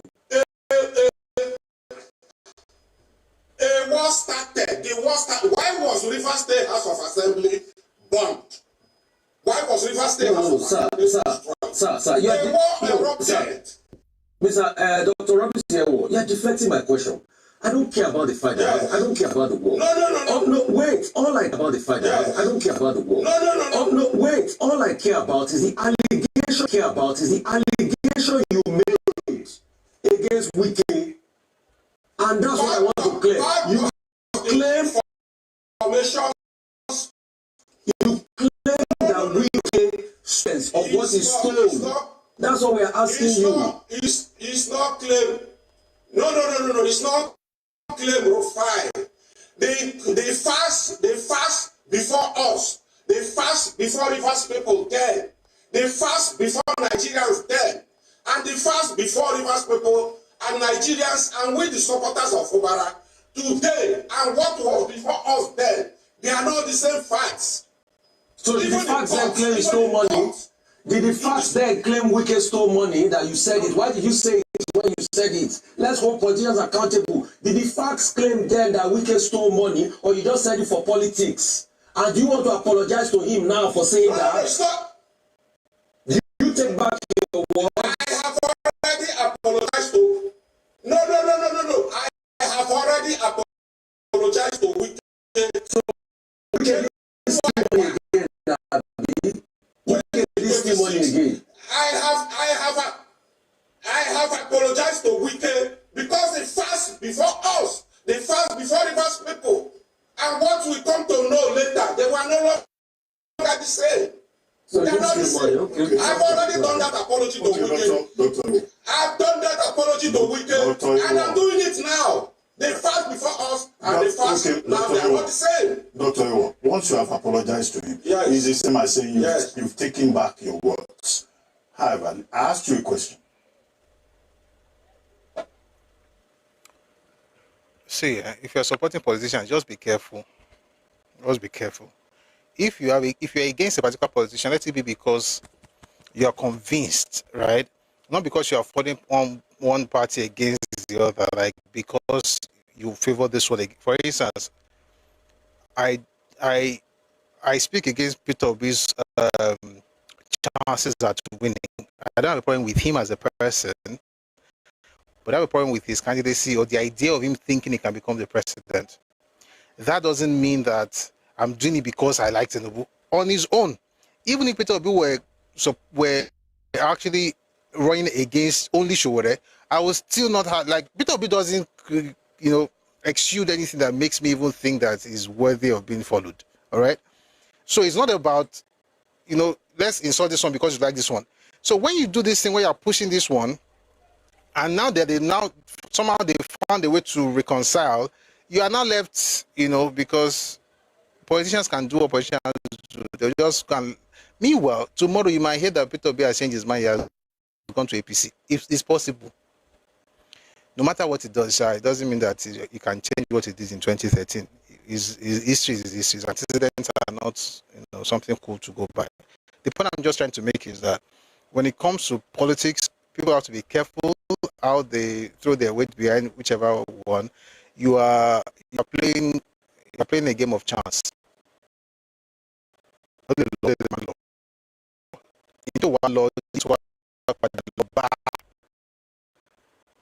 They are going back to our family. It's actually quite funny how that went down. But when I was listening to that, I was quickly reading something. I went to be sure I was right, and I was right. Mr. Adiagbo, I think you are confusing me. Yoruba people did not retake Ilorin. I have to find that answer, so I will not feel as if I'm confused, because I saw two people saying different things, and one agrees with me, one doesn't. So I Adiagbo, Yoruba people did not retake Ilorin. All the wars to retake Ilorin, Yoruba people failed.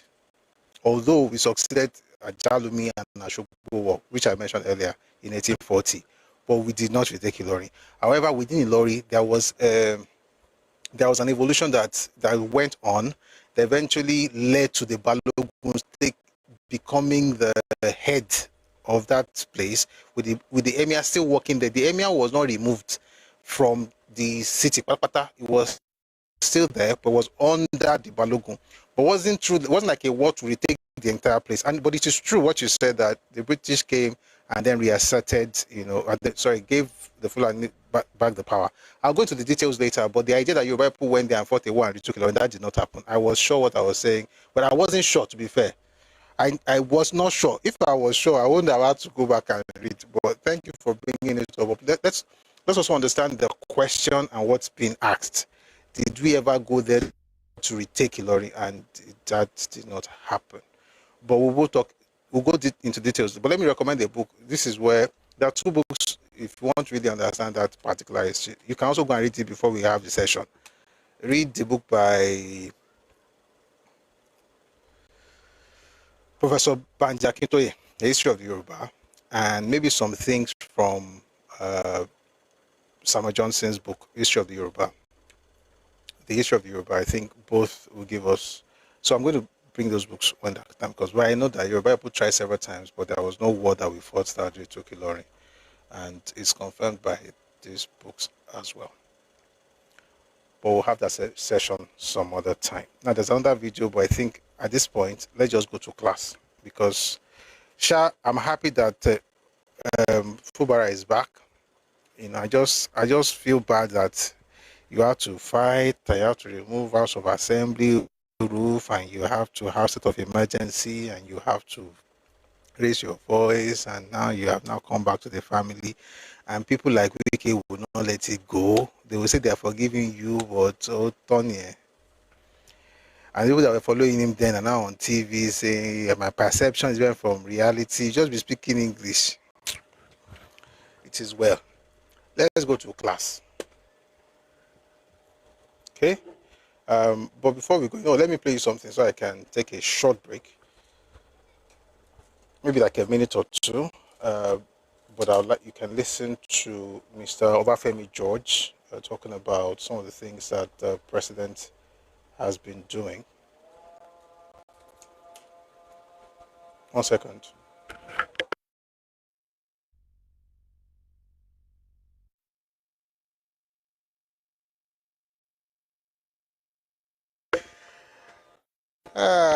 Ayadagbo on YouTube says Tinubu can appoint Fubara a minister as he did with Wike. He needs them both. What value does Fubara bring to the table? He needs them to do what?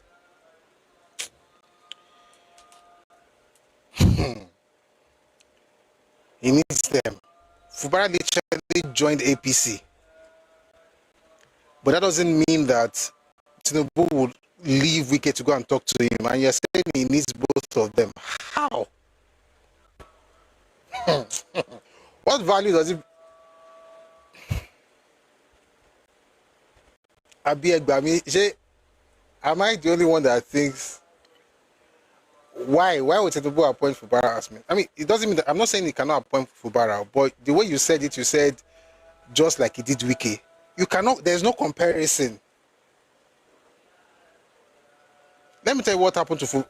In fact, I think Ambode has better chances than Fubara.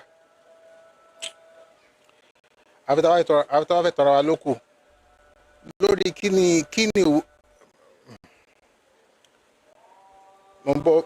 play kíni fún yín tó jáde so that you can listen to it while I'm trying to quickly just take a short break. Give me a second, please. I don't think that's going to. I mean, it could never say never. He can become the minister of whatever, but that he needs them to do what exactly? Why do you think Fubara ran to APC? Because Tinubu needed him or because he needed Tinubu? Talk for another day. Please take a listen to this exchange. And this is Obafemi George. I like this man, very articulate and, cerebral. Take a listen to this, please. This is probably the best president we've ever had. Some people thought, it's a statement that is laid with, psychophancy and what have you. But it's the international community now that is affirming and lending credence to the performance of this president. Now, insecurity has been, number one on the list of challenges. But on a monthly basis, we've seen tremendous success being recorded under this administration. And for the prophet of doom that only see negative things, now the president of the United States have come out to applaud President Tinubu, and I like his choice of words, especially that word that says decisive leadership, because that's what has been lacking. When this relationship started in November, when President Tinubu said no rebuttal to Washington to go and discuss how the JWG could be established, even before the inaugural meeting in January, in less than a month or thereabout after that meeting in November, December 25th, we saw a strike carried out in Sokoto, Tampa local government that wiped out scores of terrorists. In May again, we saw the same thing. June, maybe like 3 weeks ago, a strike was carried out in Borno, and the US government came out saying that the equipment they recovered from the terrorists was the largest they ever recovered since 9/11. These are not mean feats. These are landmark achievements. And I think every Nigerian, irrespective of our political identity, should applaud the president. And I think it gives us hope that surely the president is doing, some of us already know, but to the larger community out there who only see what is bad, this should put me to such opinion. What does this position of the U.S. president mean, or how does it impact on our designation by the U.S. as a country of, what's it called again, particular concern? So what I expect that will happen in the coming months, as we keep recording success against terrorism, because, the whole world was watching us with the Oriire, kidnapped victims. And the fact that we're able to rescue all of them, I'm sure that in the next couple of months, that label that the US government put on Nigeria will be removed. And I'm not trying to sound too patriotic, but I see that, in the nearest future, Washington might invite President Tinubu to the US on a statement. I see that happening. The way this is going, I see that happening very soon.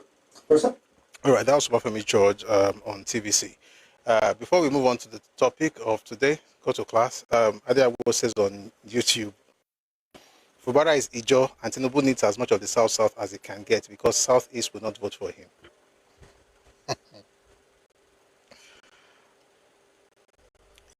You make me laugh. Let me tell you something. Tinubu already has whoever is supporting Fubara because of what he did for Fubara. And he's not going to make the Fubara minister.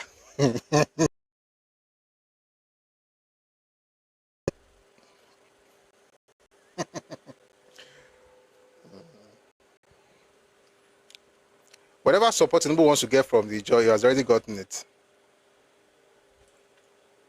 With the way he managed that, whatever he's going to get from his job based on Fubara, he already got. With the way he managed that episode. Fubara as an individual, don't go off for any. And if you want it just to support you, Fubara is not the. So you really think that if you want to just support you, the person will be carrying his Fubara? I like this your analysis. So.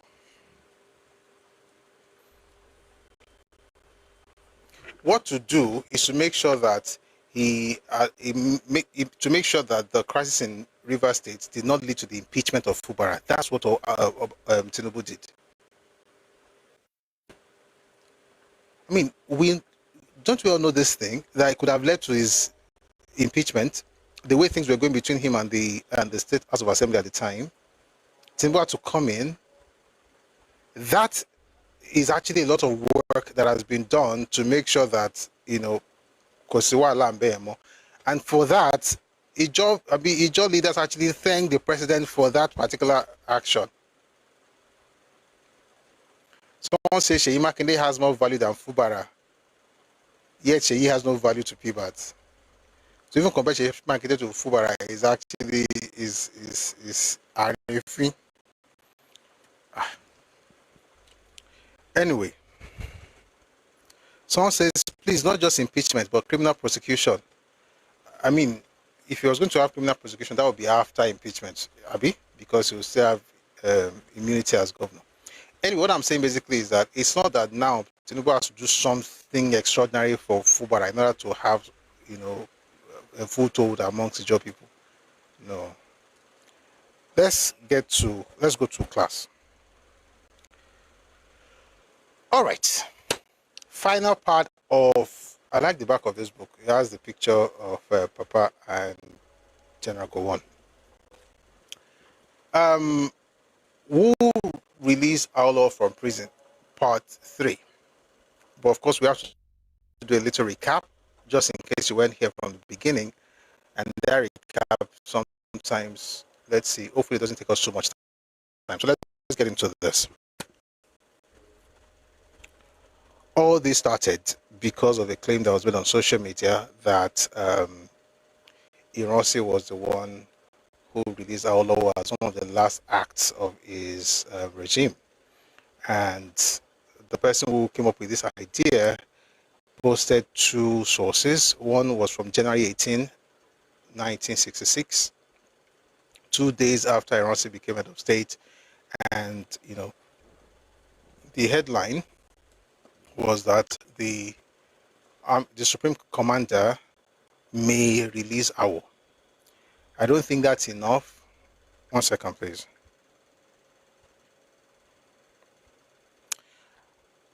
Nǹkan tí mo ṣe lórí Ìlọrin mo ṣì ń wò yìí o.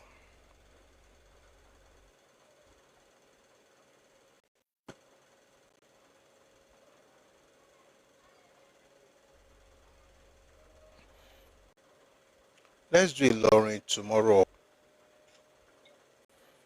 We'll see, for instance, from this book, how even the Balogun themselves installed emirs in Ìlọrin. And while it is true that one emir king himself, they actually installed emirs, they installed Suleiman, and so on and so forth. We'll talk about this maybe tomorrow or next week, because there's something else I want to talk about tomorrow. But we'll see how it goes. Let me open what I want to read to you so that we can move away from Ìlọrin for a bit. So I was saying, sorry guys, before we go on, someone says they want to make a suggestion. Do you want to come up or do you want to write it in the comment section? Awolowo.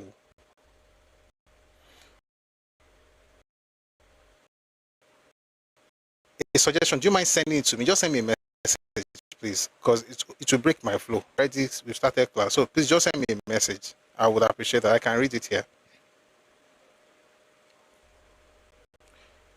Oh gosh, that threw me off. All right, let's get into it. Just give me a second, please. Let me find what I'm looking. Okay, found it. So I was saying that the claim that Ironsi was the one who released Awolowo from prison is the reason we're having this conversation. And the person that put out a newspaper report from January 18, 1966 by an article written by Ezekiel Elenwa titled Army Supreme Commander May Release Awolowo. This was just 2 days after Ironsi became head of state.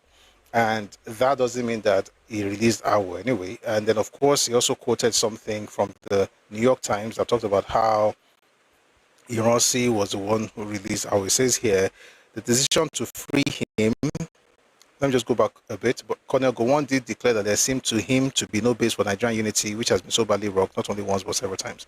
Thousands of Yorubas in Lagos and throughout the West celebrated in 1962. The decision to free him and his party's aides had already been made a week ago by General Ironsi, and they were to have been released tomorrow, but the public did not know this, and Colonel Gowon carried out General Ironsi's, tasks or whatever, command or order. Now, when you see this, you see that, like, if I'm looking at this and I'm saying that Ironsi did not release Awolowo, but there's a report of Ironsi releasing Awolowo, then maybe I'm wrong. I'm not wrong. Okay, and I'm not wrong. I said on that day that the person who first made it very popular, essentially put out a message to that effect that Ironsi released Awolowo was Ojukwu. And we read from Ken Saro-Wiwa's book On a Darkling Plain when Ojukwu, that his release was one of the last acts of Ironsi. However, we also read from another book by Odia Ofemon, Awolowo and the Forgotten Documents of Nigeria. Slow down. Awolowo and the Forgotten Documents of the Nigerian Civil War, where he also then claimed in an interview in 2001 that he had in Boston in July of 2001 that it was he, Ojukwu, that released Awolowo. So what you have basically is that a person having two different narratives in the space of 35 years. So in 66 he said it was Ironsi. In 2001 he said it was himself that released Awolowo. Now, we also read, how Papa was in prison, and he had been in prison since September of 1963. And by 66, when Ironsi became head of state, he was expecting that, he probably would release him from prison and himself and his colleagues, but nothing, like that happened. But later on in March, he got a message that if he wrote a petition, the head of state would grant that pardon. So he wrote the petition on 28th March 1966, right? And we read that petition yesterday. It's very long, but it's a letter, essentially, where he tried to make the case for himself and the other people like Omishade, Enaoro, Onitiri, Jakonde, and the rest of them. And that was 28th March, but nothing really happened until much later. Now, yesterday, I also showed us the instrument of pardon that was signed by General Gowon. So Gowon had become head of state on the first day of August 1966. On the second day, he released Awo. On the third day, Awo left the prison. So Awo left prison August 3rd, but Gowon declared them free, including Jakonde and Enaoro and the rest of them, on August 2nd. Yesterday, stated that, I won't find it for you, that this was given under my hand and the public seal of the Federal Republic of Nigeria. That's Lieutenant Colonel Yakubu Gowon, head of the National Military Government, Supreme Commander of the Armed Forces. There was nothing that connected Ironsi to all these things. But is it possible that maybe we are wrong? For instance, someone was actually very bold to put out the cover of this book and said, go and read this book. You find it there that Ironsi was one who released Awolowo. Now, I said it earlier that the person would not know what it is. They will say something like that is in this book, and it's true to an extent. But when you read the entire context and what actually happened, then you discover that you could almost call it that kind of gift, almost like a Greek gift. But we'll get into that today. We played a video here yesterday when Gowon received Papa at the airport, and all of that to just prove that this whole thing had nothing to do with Ironsi. But is there something else that probably we have taken our eyes off in history, Nigerian history? I think there is, and today we will discuss it. So yesterday we stopped at the letter that was written by Awo to Ironsi, and then he says at the end of that page, he mentioned that people who were convicted for treasonable felony, those who had already served their terms, and those who had not yet been tried. Then he says here, the Supreme Military Council considered my petition but could not immediately grant my request.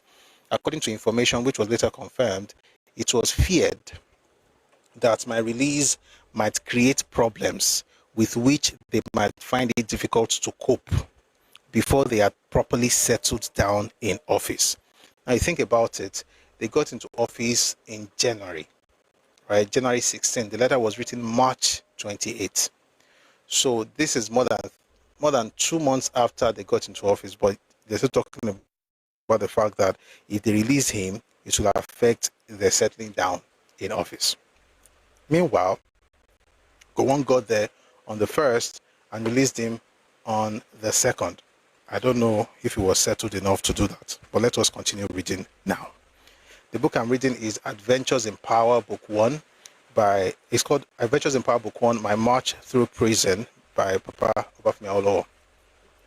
It says, the Supreme Military Council considered my petition, but could not immediately grant my request.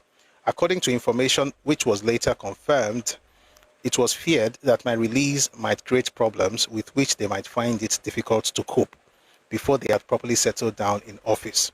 However, on 27 July 1966, please pay attention. I told you there's going to be a lot of drama in this. You're going to like it, by the way, but on 27 July 1966, Mr. Olu Olofin, then editor of Iroyin Yoruba, arrived in Calabar to deliver a special message from Colonel Adekunle Fajuyi, the then military governor of the Western region and a member of the Supreme Military Council. Olofin brought the good tidings that the Supreme Military Council had granted my petition and that I would be released anytime from then. Hold up. We read something else from Bola Ige earlier, where he was talking about what this same Fajuyi had told them. Bola Ige's book was published in the 90s, in the early 90s. So this was years after the fact. But I think it's important for us to also read that page before we continue, with this session, and then see what Fajuyi said, or what Awo said. They told him that Fajuyi said, Iransi said. I hope you understood that long Turenchi. Let me read this to you very quickly. This is from Bola Ige, Uncle Bola, and the book is titled People, Politics and Politicians of Nigeria, 1940 to 1979. And he says here that Fajuyi's civil servants briefed him with all the legal arguments that he might need to persuade Ironsi. He went to Ironsi and told him the great advantages there were in releasing Awo. He analyzed the situation in the country to him. Somehow, some evil force had blocked Ironsi's reasoning faculties. He never told Fajuyi directly that Awo would not be released, but he told Fajuyi enough to show that he was not interested in Awo's freedom. In other words, Ironsi never told Fajuyi directly that Awo would not be released, but he told Fajuyi enough to show that he was not interested in Awo's freedom. Ironsi told Fajuyi that he should not raise the issue of Awo's freedom again until he, Ironsi, raised it. Fajuyi told some of us who were close to him some of his problems with Ironsi. It is an irony of life that it was the same Fajuyi who laid down his life for Ironsi. Now, Fajuyi had told Bola Ige that Ironsi was not ready to release Awo. Awo is saying here that Oluolofin said to him that Fajuyi had conveyed the message that the Supreme Military Council, led by Ironsi, were going to grant him, were going to grant him his petition, and that he will be released anytime from then. You see, it sounds contradictory, and it's a bit contradictory, but we'll resolve it before the end of this class. Let's continue. Papa says, on 27, I'll go back just a bit. On 27 July 1966, Mr. Oluolofin, then editor of Iroyin Yoruba, arrived in Calabar to deliver a special message from Colonel Adekunle Fajuyi, the then military governor of the Western region and a member of the Supreme Military Council. Olofin brought the good tidings that the Supreme Military Council had granted my petition and that I would be released anytime from then. I was thrilled, but not overjoyed. I made the following entry in my diary for the day. Quote, I do hope and pray that it will happen as he said. End of quote. Thereafter, events moved with almost breathtaking speed. On the 28th, another message came to me. The superintendent of prison told me that he had information that I was going to be released shortly and that it was necessary to pack my things ready to travel at any time. 28th, Ironsi was still in power. For me, packing was simple. I had only my books, about 300 volumes on 3 shelves to pack. This was actually quite interesting, that while in prison,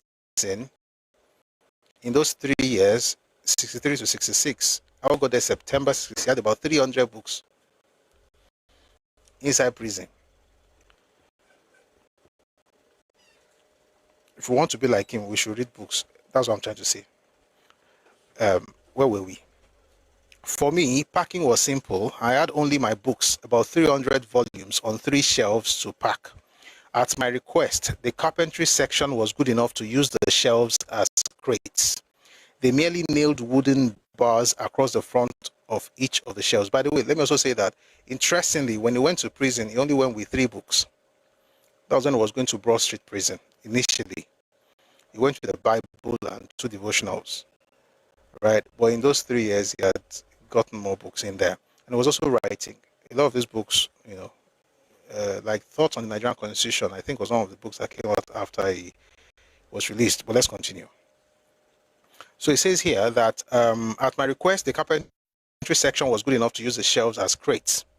They merely nailed wooden bars across the front of each of the shelves. I had 3 prison suits. I did not need to pack them all. I reserved one of them for the journey and left the rest in the quote-unquote wardrobe. I had previously dispatched all my private apparel home. In any case, I love to appear in public in the glare of photographers in my prison uniform. But I was disappointed. There was no photographer at the airport. The security was so tight that only army, police, and prison officers were there, together with Dr. Remy Adebonojo, who was allowed to be there. He had brought me some private clothing. I had planned to take my prison uniform home as an heirloom, but as I undressed, someone took the pieces from me. I did not know who, and I never saw the uniform again. Does this not mean that Tinubu released Awolowo? Don't be too quick to jump to conclusion. Let's go on. In parenthesis, one of the lessons I learned in prison is that a man's natural need is very little. A large wardrobe, expensive dresses, a huge sitting room, a big bedroom, all of these are symbols of a deliberate or unconscious display of vanity, conspicuous consumption, affluence, or social eminence. Please, if you're on TikTok, please tap.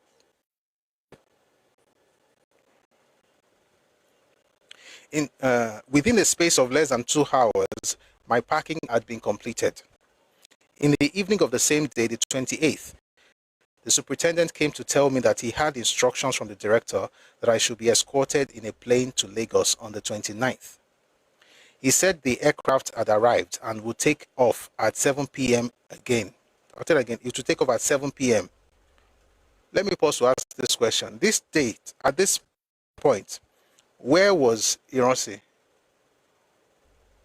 Okay, let me say it this way. What else happened on 29th? We're in class, have we? What else happened on the 29th? Let's have some interaction, just very quickly. What else happened on 29th July 1966? Anybody, please help me.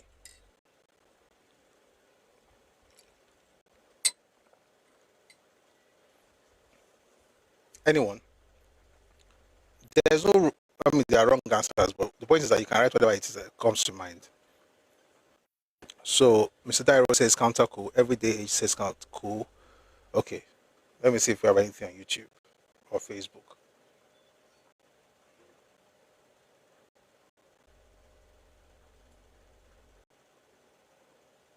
Ironsi was not dead yet. Ironsi died later. Koboko says it wasn't.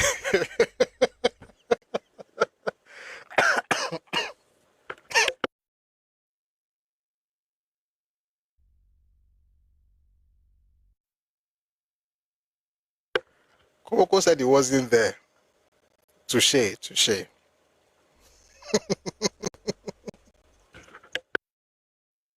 How did you come up with that? That was funny. No, it wasn't unification. It was counter coup. The first guys were there. First guys were correct. Greater me said, so Prof was there. Bell Lambino. I was not there. No, we're not. I think I wasn't there either. All right. I just wanted us to have a little chat in the comment section. But yes, it's true that that day was the same day that the counter coup took place. That also was the day that I was released. And I was thinking about it. Was there a connection between what was about to happen and, but sorry for another day. Let's just read. Within a space of less than 2 hours, my packing had been completed. In the evening of the same day, the 28th, the superintendent came to tell me that he had instructions from the director that I should be escorted in a plane to Lagos on the 29th. He said the aircraft had arrived and would take off at 7 p.m.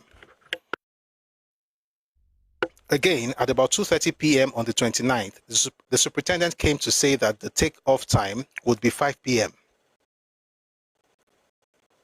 Sometime in the morning, I had information that the plane by which I was to travel was a one-engine craft. When Mr. Owo confirmed this, I told him that I would under no circumstances travel in a one-engine plane. I had been in one form of confinement and another for 4 years, and I did not want to take the risk of being killed in a plane crash on my release. 1 second, please.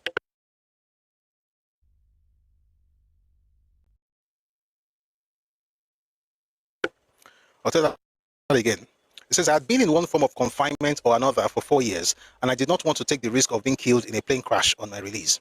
In any case, why did the authorities not release me in Calabar and leave me to find my way to Ibadan, my home? He left me to confer with the director on the phone and reported that the Supreme Military Council required me in Lagos on the 29th and that they might be annoyed with me and cancel the order for release if I disobeyed their order. My reaction was that they could do what they pleased. I told the story of Peter the Apostle, who was imprisoned by Herod. The security around him was tight and heavy, but when it pleased God to release him, his chains fell off. The heavy iron gate of the prison broke asunder, and Peter went through a free man. In like manner, whenever it pleased God to accomplish my release, that iron gate I pointed to it would break open, and I would walk through as a free man. He made no comment and left. Within a few minutes, he returned to say that an army mutiny had occurred in Ibadan, Abeokuta, and Ikeja, and that he had been invited by the then Inspector General of Police, I'll take that slowly, and that he had been invited by the then Inspector General of Police, Mr. Louis Edet, to see him in his house. He will call again to see me. Let's pause there for a second.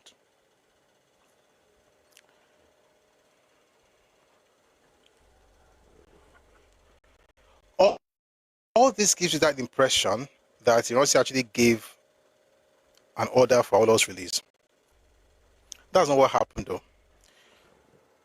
Excuse me, and that's why I said that we have to wait to the end. But the reason I pause is just to say that they told him I was going to fly in a... By the way, they did not announce this release, though. Unlike what Gowon did, Ironsi did not announce Awolowo's release. He sent a single-engine aircraft to pick him, and Awo said they might actually kill him with that thing. And so he said he wasn't going to go. While they were having conversations about that, when he said he wasn't going to go, they were like, oh, if you don't go with us, they will be angry in Lagos, because of course we're in Calabar. They'll be angry in Lagos. And Awo said, no, regardless of what you're saying, I'm not going on that aircraft. Whenever God wants to release me, he's going to release me, and so on and so forth. While they're having that conversation, they heard the news of the counter coup of July 29. And then the Inspector General of Police, Mr. Louis Edet, then called the Owo guy, the Owo man, to see him. On his return, he had a strange and disturbing story to tell.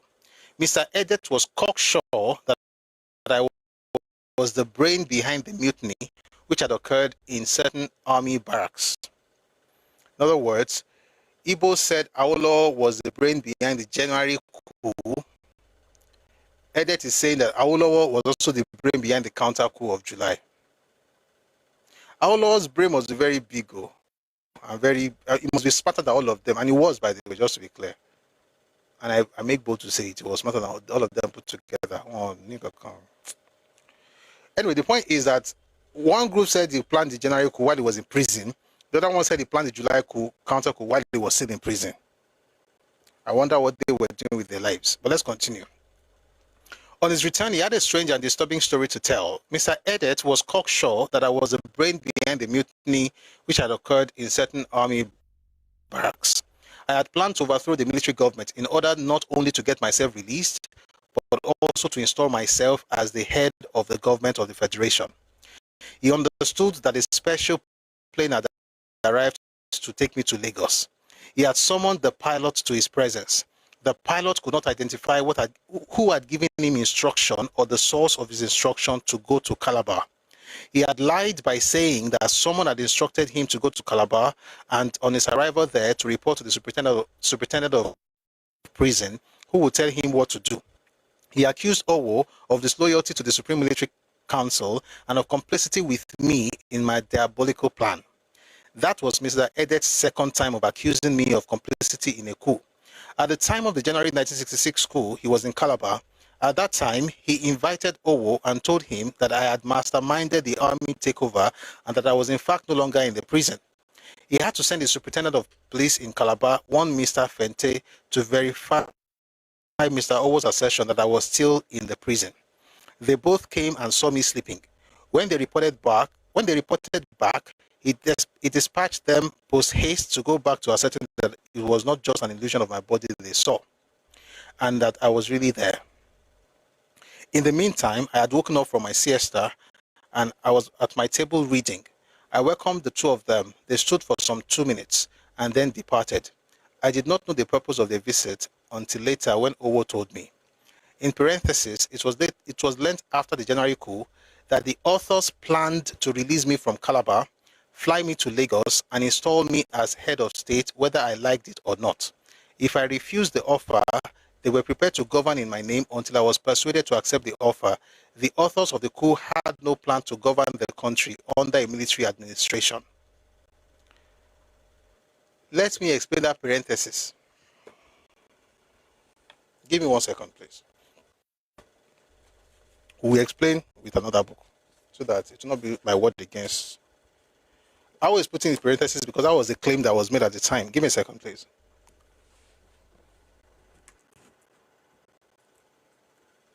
Yeah, so I was saying that I will put that in parentheses because that was the claim that was made.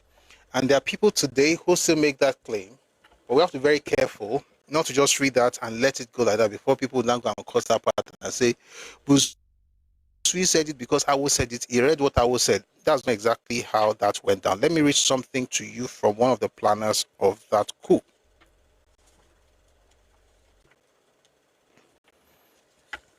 That is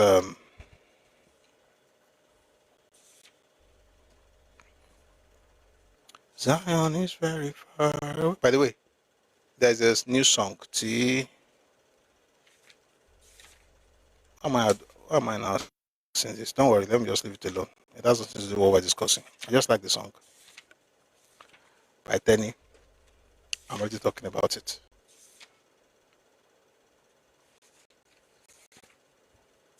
She did a cover of it on Glitch Africa, and it was really good. Didn't know she could sing that well. Zion is very far away. Well, all right. So, is it true? Let's just ask that question in passing and quickly answer it as well. Is it true that the coup of 66 January was, carried out in order to install Awolowo as the prime minister, and that they were not going to have military head like they said? And I will put it in parentheses. The answer is it is not true. I apologize because it's taking me a while to find this page, but I'm going to find it. Just give me a second, please. I think it's chapter 4.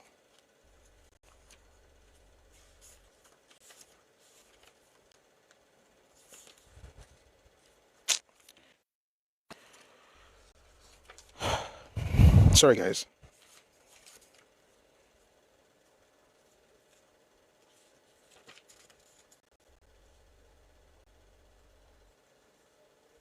So here he mentioned how Justice Showemimo, declared that he had no choice except to convict 18 of the accused. This included Chief Awolowo and his notable aides like Alhaji L.K. Jakonde, Chiefs Onitiri, Omishade, Olawoyin, and also Ayo Akinsonya and Okotie Yesin. He sentenced them to various terms of imprisonment ranging from 2 to 10 years. Well,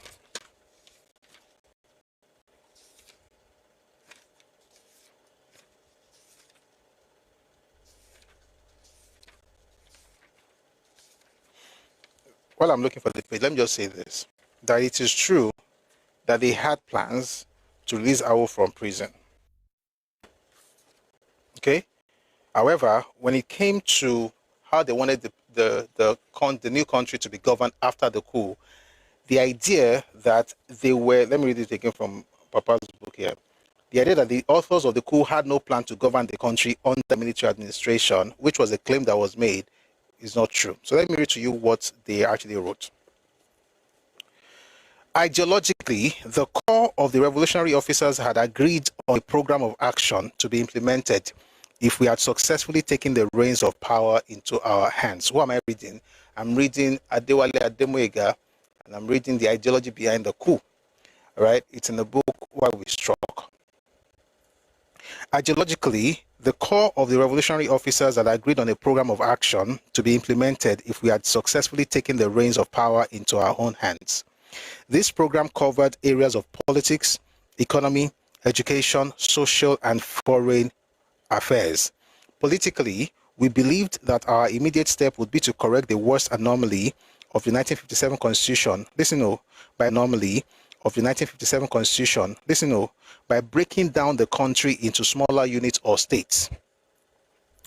In other words, the 4 regions which existed till January 15, 1966 were to die instantly, and on their dead bodies were to emerge 14 states, each of which will be conterminous with 2 of the former 26 provinces of the Federation, except Sokoto and Oyo states, which were to be conterminous with 1 province each. In effect, there will be 7 states each in the former North and South. These were to be governed by military governors who would be chosen on their merit and loyalty to the revolution. I'll read that again. Please pay attention. These were to be governed by military governors who would be chosen on their merit and loyalty to the revolution. Someone says there were more than one ideology behind the coup, remember? No.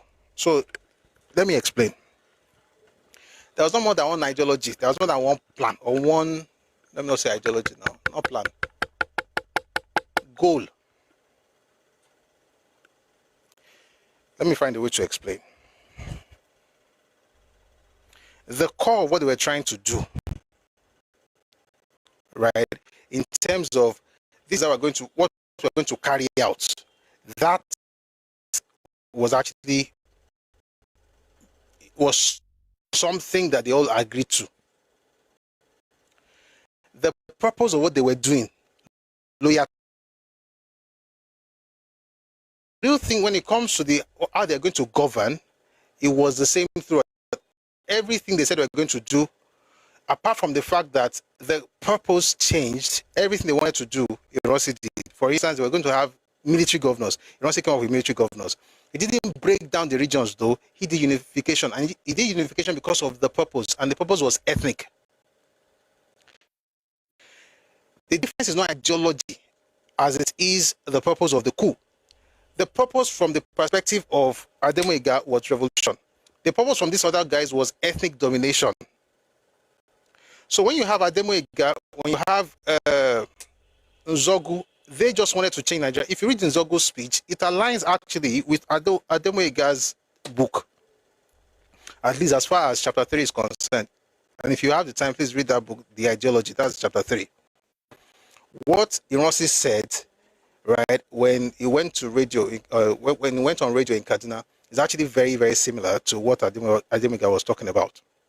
However, the thing is that the claim that Awo was the reason they had that stuff never surfaced until about 1 year later. And it came out in the interview that was conducted by Taisholari, and he was questioning this man, Nzogu. This was in 1967. Okay? But before that coup, or after that coup, immediately after that coup, nobody mentioned that they were trying to make Awolowo. If you read the special branch report, you will not find anything like that there. So the idea of ideology is not what you are saying. The idea basically is that one group had revolution as the goal and the purpose of the coup. The other one had ethnic domination as the purpose. That's the difference. When it came to the structure of the country, neither of them said they were going to have a civilian person come out. You know, had no civilian plan. Even if I didn't have a civilian plan, I definitely not these other guys. Someone says, my understanding from previous classes was that they deceived Ademoyiga and there was no plan to. Exactly. Plan to have a military government, regardless. Okay? If the other plan did not work, and the other plan was to install Ozumba Mbadiwe as Prime Minister, if that plan did not work, then they were going to have, if that plan did not work, they were going to have a military government. That was actually, regardless of whether it was revolution or ethnic, or was the same thing. Thank you very much, Professor Remy. Thank you for bringing that up. So that was the same. When we talk about the fact that ideologies are different, it's not to say that, oh, one group wanted to have Awolowo as head of state, the other group did not want to. Neither of them wanted Awolowo as anything. But let me just finish reading this thing so that you see what they wanted to do with Awolowo and how Erobodo is correct. Because even the claim that they're going to release Awolowo was written by this man in this book, but when it was time to release Awolowo, everything that made it impossible to release him happened. Let's quickly read this. Back to why we struck. It says here that they were going to have 14 states, 7 in the north, 7 in the south, and these states will be governed by military governors who would be chosen on their merit and loyalty to the revolution. We also of those days, namely Chief Awolowo, Jakonde, Anthony Naoro, Onitiri, Omishade, and so on. As we saw it, these actions would bring immediate relief to the suffering masses of the West and North and would generate peace and concord throughout the Federation. Politically, too, we embrace collective leadership and we planned to include both military and civilian personalities in the government, but the army would have the principal role of laying down and maintaining the principles and momentum of the revolution. In other words, the plan they had, what you call their manifesto, if you want to use that word, was to have an army takeover. Now, did they say they were going to release Awolowo from prison? In this book, you find it there that they were going to release Awolowo from prison. But the question is that when it was time to release Awolowo from prison, what happened? Let's see if we can read a few things before we move on. Number one, the first blow to our plan came in early December when it came known that Major Chude Soke was our strongman in Enugu was soon to depart for India. Sorry, this was Enugu. It's Calabar thing I want to read to you. Umbo. We have to be fast though, because we have Yakurolo topic. Good. At the end of the first week in January, Major Anuforo and I arranged to meet Captain Udiaja, a young engineering graduate from the Royal Military College of Science, Shrivenham, UK. We met in Major Chukwuka's house at the Ikeja cantonment, but Chukwuka himself was not there. Having briefed Udiaja generally and got his consent, we gave him his task. Pay attention. He was to fly in a special plane provided for the purpose to Calabar on the morning of the D-Day to effect the release of Chief Awolowo and bring him to Lagos on the plane.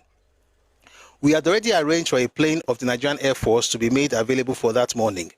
This was done through Major Nzogu of the Air Force, not Nzogu. Sorry, Major Nzegu, not Nzogu of the Air Force. The captain was to be assisted by a young officer on the D-Day. Udiaja accepted this task and soon left Anuforo and I to continue our discussions. About 20 minutes later, Anuforo suddenly gripped me and said, "Look, Wale, there's nothing stopping Udiaja from revealing the whole plan to Lieutenant Colonel Arthur Negbe, with whom he was known to be quite close. Of course, Negbe would have immediately given the whole plan to Brigadier Memalari, who in turn would have related everything to Balewa. In the twinkling of an eye, we jumped into my sports car. I had never sped so fast within the metropolis of Lagos. Within 17 minutes, we were at the gate of the officers' mess. Apapa, we met Captain Udiaja just coming out of the mess. There's another one I want to read to you, Mumbo. So here, you heard the plan that they were going to go and release Awolowo. Now, to release Awolowo does not mean they're going to make Awolowo the Prime Minister. They said they were going to release Awolowo. Not that they were going to make Awolowo the Prime Minister. But the question is that did they even attempt to release him on that day? And I don't want to change the topic because that would require us to read a lot of things. But I want to just show you two things before we go back to Papa's book.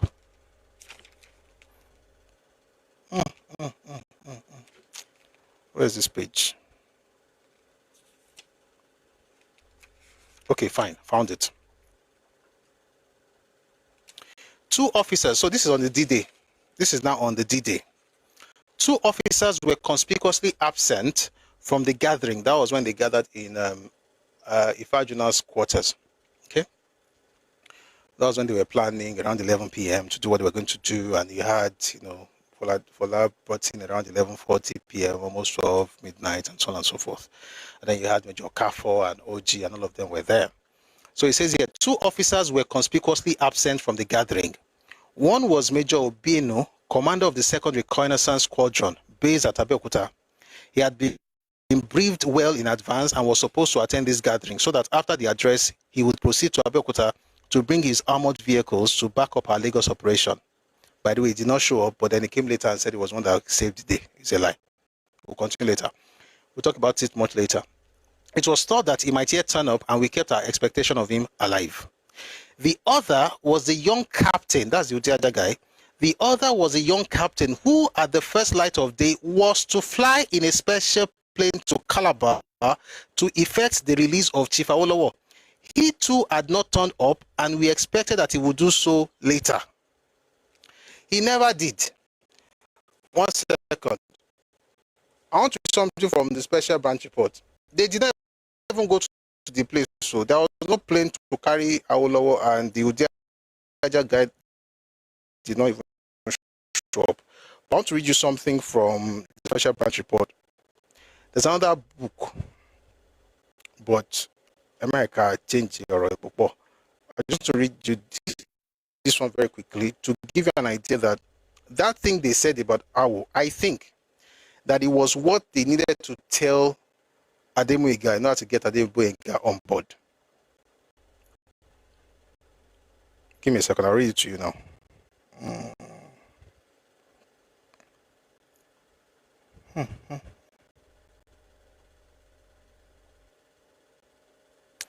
Please pay attention to this.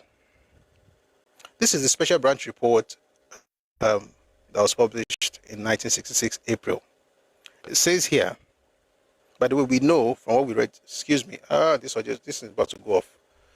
Let's change the audio source so that we can enjoy this session.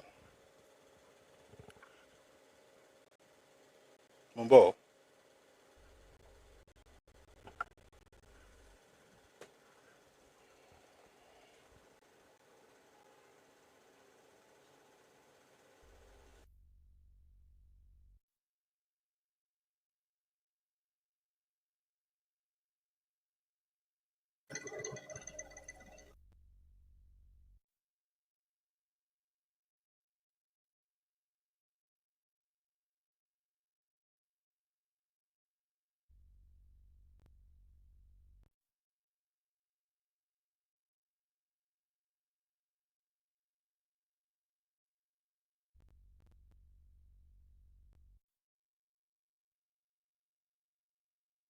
Hope you can hear me. Hello?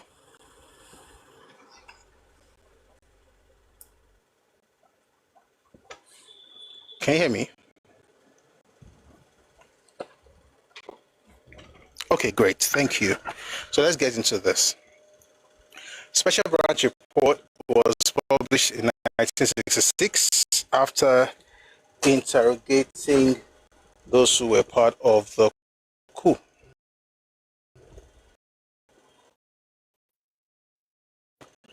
So let's read something here. So like I said yesterday, the coup, they started planning the coup in August. It was Okafor, Ifajuna, and OG. Ifajuna, Okafor, and OG. Then they brought in Chukwuka, who then brought in Anuforo, who then brought in Ozuku, who then brought in, I think, late October, early November, thereabout. Now, here's a plan. The execution of the plan was to take place in 3 years on Kotoyoda. Very naive, very idealistic, just like many of us, particularly those in the obedient movement. They have idea how things should go. They don't know they're being used. Ademuyiga said there will be action in Lagos, in Ibadan. I said yesterday, let me just quickly repeat. At the time, there were 5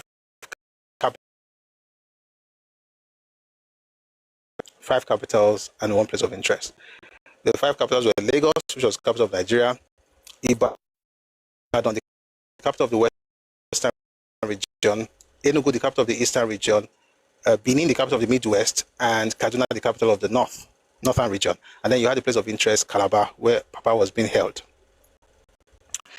So, Ademuyiga spoke as though things go happen for those 6 places.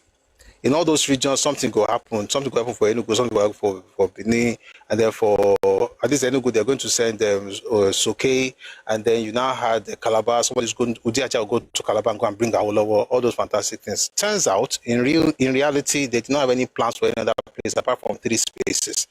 And the reason for those things is because both Enugu and Benin had Igbo premiers.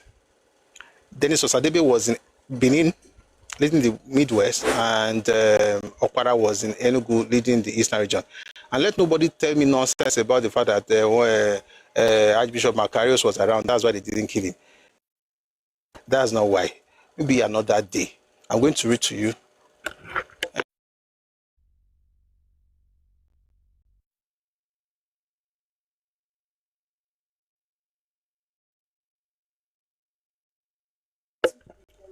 Okay. What was I? So I was saying that you expected stuff to happen everywhere, but those 2 places had Igbo premiers. So in Benin, you had Osadebe, who was the premier of the Midwest, he was Igbo.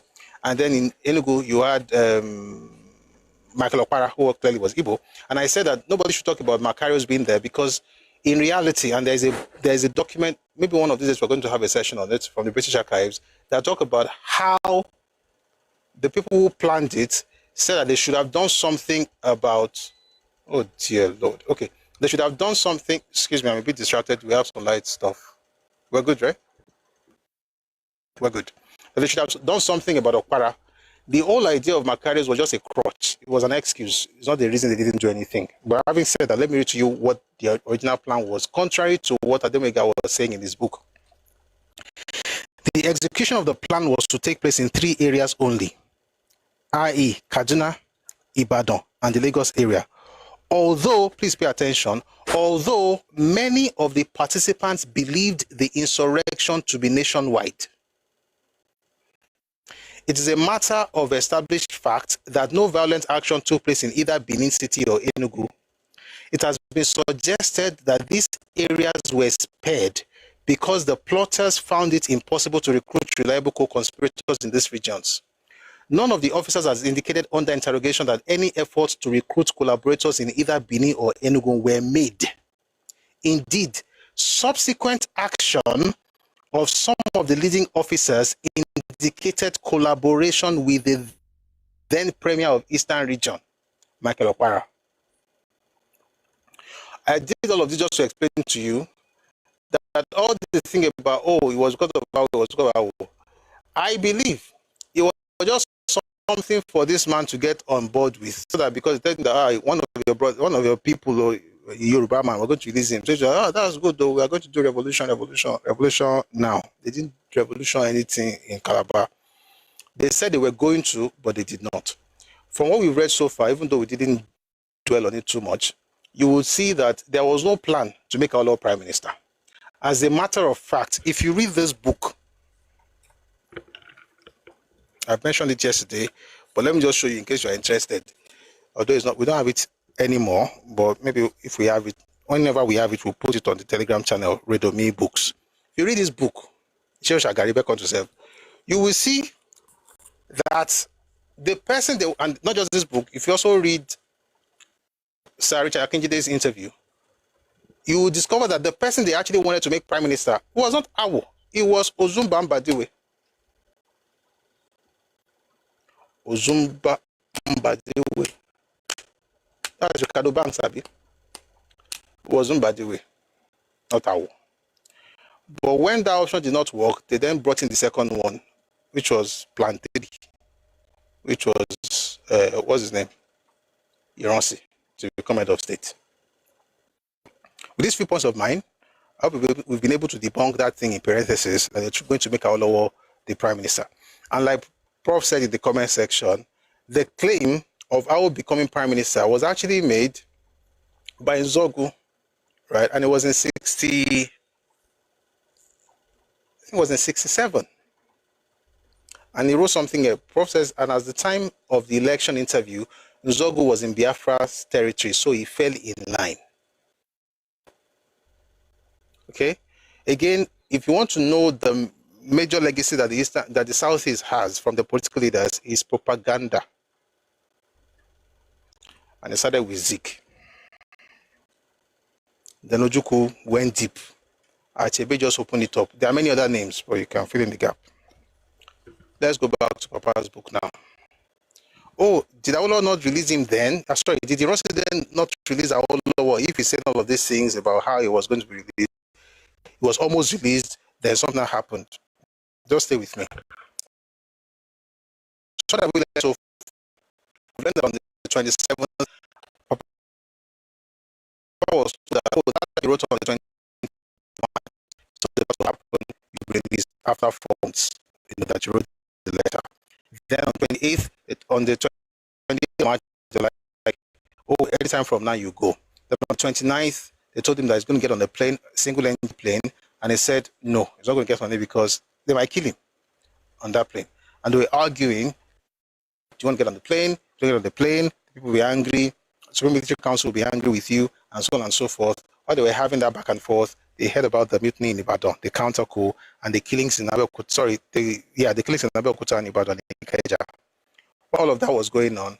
How then continues. It says here that the Inspector General of Police, Louis Edet, began to accuse Awolowo of being the one who planned the counter coup, just like he accused him of being the one who planned the coup. All of this without leaving Calabar. Then we talked about, in parentheses, they said we were going to fly him.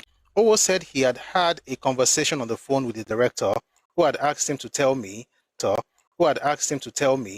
an important announcement concerning me would be made on 1 August. For the 2 days of 30th and 31st of July, there was a blackout on the news. But on 1 August, as Giwa Osage had said, Cherry News came through on the radio. A new head of the National Military Government had taken over from General Ironsi. It was Colonel Yakubu Gowon. In his radio broadcast, he promised, among other things, to pursue most vigorously the question of the release of political prisoners. On 2 August, I listened to the 6 o'clock news bulletin. It was then I heard the joyful news I had been waiting for since my incarceration, that I, together with 6 others, had been pardoned and released from prison.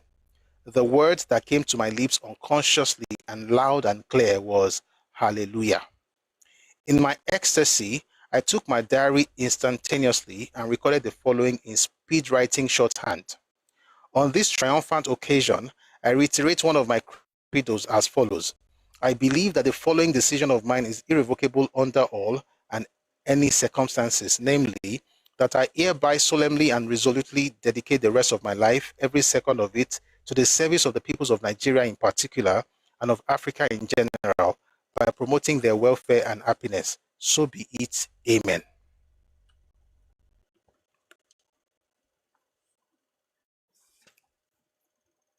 Owo was with me till about 5:55 p.m. on the auspicious, I'll tell it again. Owo was with me till about 5:55 p.m. on the auspicious day. But when I heard the news, I asked one of the warders on duty to go to his office to break the news to him and to ask him to be good enough to see me. He was not there. At first, the phone in his house rang, but no one answered. Later, it gave an engaged tone continuously.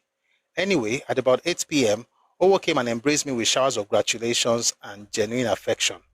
When he left me at 5:55, he had heard the news in his car. He was excited. He drove straight to his official quarters to collect his wife. With her, he proceeded to Edet's house to tick him off and give him the length and venom of his tongue, in retaliation for the humiliating and unjustified treatment he had given him on 29 July. He wanted his wife to be present because Edet's wife was also present when he had vilified him. On his return to his quarters from Edet, his telephone was ringing continuously. He was being congratulated by people, most of whom were unknown to him and who wanted him to extend their wholehearted felicitations to me. He felt unduly disturbed by the phone calls. He wanted to enjoy himself, to empty his fridge and his stock of beer and other drinks. So he took off the receiver. At that time, my wife tried from Ibadan to get him on the phone, but in vain. After he had finished his story, he told me that he no longer had authority to keep me in the prison. I had to leave that night, but I told him I had nowhere to stay. I had political colleagues in town. But it was too late, about 9 p.m. then, to butt in on them. Besides, I had no bedroom dress except the wrapper which I used in my cell. He tried to persuade me of the illegality of keeping me there after I had been released. It would amount to unlawful imprisonment. I decided to close the argument, and I said, I am now a free man, and as a free man, I choose to stay the night in this cell as your guest. I want to have breakfast as your guest tomorrow morning before I arrange for transport to take me to Ibadan. After my departure, you'll be good enough to tell my wife that I am on my way home. That settles it. To refresh your memory as a law student, unlawful imprisonment takes place when a man's freedom of movement is restricted against his wish. He laughed and we parted. Later, other prison officers, Stephen Odigye, Cadet Officer E. Oyemachi, Assistant Chief Warder, and J.S. Jola Osho, Cadet Officer, came to offer their congratulations and to rejoice with me. I did not go to bed until past midnight. I had a sound sleep. In the morning, I had my bath, but was not in a hurry to have breakfast. I was preoccupied with how I was going to get out of Calabar and off to Ibadan. I thought of getting a taxi or a colleague's car to take me out of Calabar to Aba, where I would ask Mr. now Chief Oluwadeyemi, who had given me more cheer in prison, to take me to Ibadan. During my ruminations, Owo came at 6:30 a.m. to say that a plane had arrived at Calabar Airport with escorts to take me to Lagos. The plane had been sent by the new head of the National Military Government and the Commander-in-Chief of the Armed Forces. It was the kind of plane I liked, two-engined, the kind that had brought me to Calabar in 1964. Good show, I exclaimed. But what about my breakfast? I am hungry and I never travel on an empty stomach. That will be organized immediately, he assured me. At Ikeja, it seemed they were anxious to receive me, because whilst I was waiting for and taking my breakfast, I'll take that slowly. At Ikeja, it seemed they were anxious to receive me, because whilst I was taking... Let me drink water, I beg. Kamalo Shika. Kamalo Kakakuka.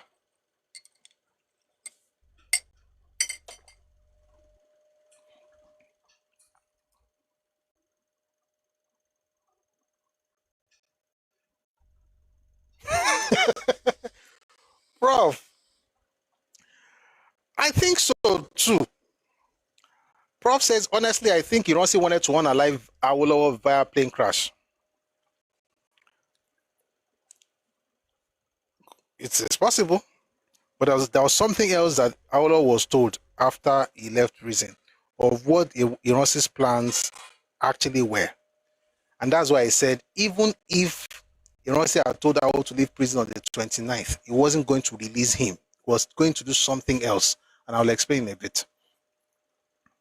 Where was I?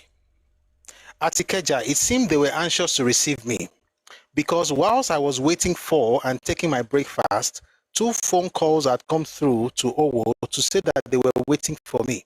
In this connection, I must say that I am a very slow eater. I chew every morsel well, even every grain of rice, before swallowing. At long last, I was ready. Owo himself drove me in his car to the airport. The prisoner cells were not open that morning, but they knew what was happening. When they saw me from behind the bars of the iron doors, they broke into a loud ovation and shook and banged the doors to give a thunder-like rumbling. I will let my diary for 3 August speak briefly here. 1. Cross the prison gate into freedom at 7:56 a.m. 2. Plane took off from Calabar at 8:30 a.m. 3. Arrived at Ikeja Airport at 9:32 a.m. 4. Saw Gowon at his headquarters. 5. Returned to Ikenne alone in triumph. I'm about to read.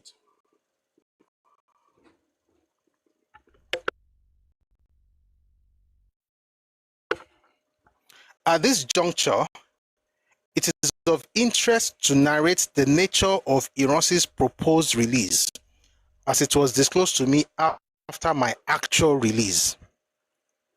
The plan was to take me to Ikoyi prison until it was judged safe to set me free. A cell had been prepared for me there, which contained extra facilities. If I did not like the place, I could be placed under house arrest at Ikene. If I wanted to travel abroad, every facility would be afforded to me to do so.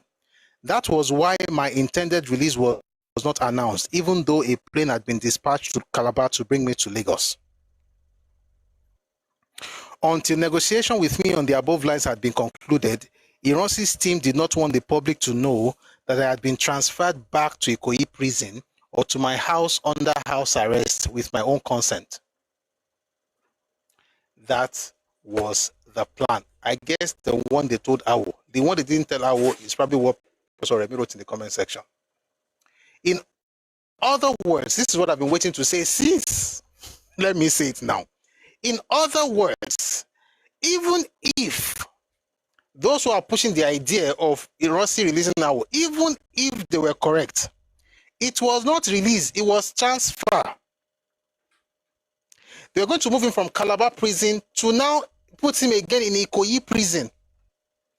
He wasn't going to be a free man, and if he said he didn't want Ikoyi, they will now put him under house arrest, which is similar to what he endured in 1962 before he was taken to Lekki, again under house arrest. So the idea is that at no point were they really considering his freedom. So when you say that, what's his name? Ironsi had released Awolowo and Gowon just came and swooped in and took the day.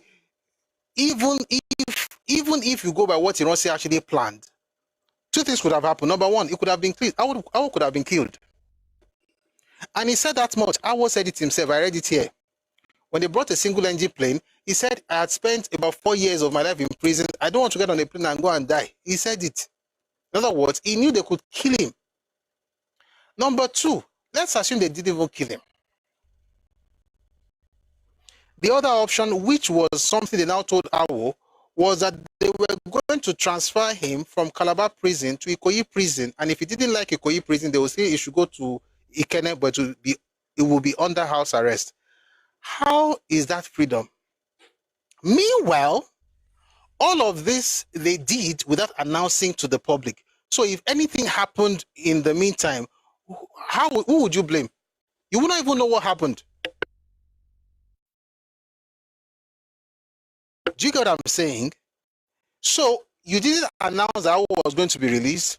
You just came under the cover of whatever Kenya and say, yeah, just agree with us, just get on the plane and come to Lagos. When you get to Lagos, we'll have a conversation. And then you go to Ikoyi prison. If you don't go to Ikoyi prison, you go to Kenya and be under house arrest. If anything had happened, nobody knew. Contrary to how Gowon played his own game, if I can use the word game. What Gowon did was to announce such that even while Awo was eating in Calabar, they were calling that when is he coming? People were waiting for him at the airport. Contrast that or compare and contrast that with Ironsi's plan. Nobody should know. Just come first.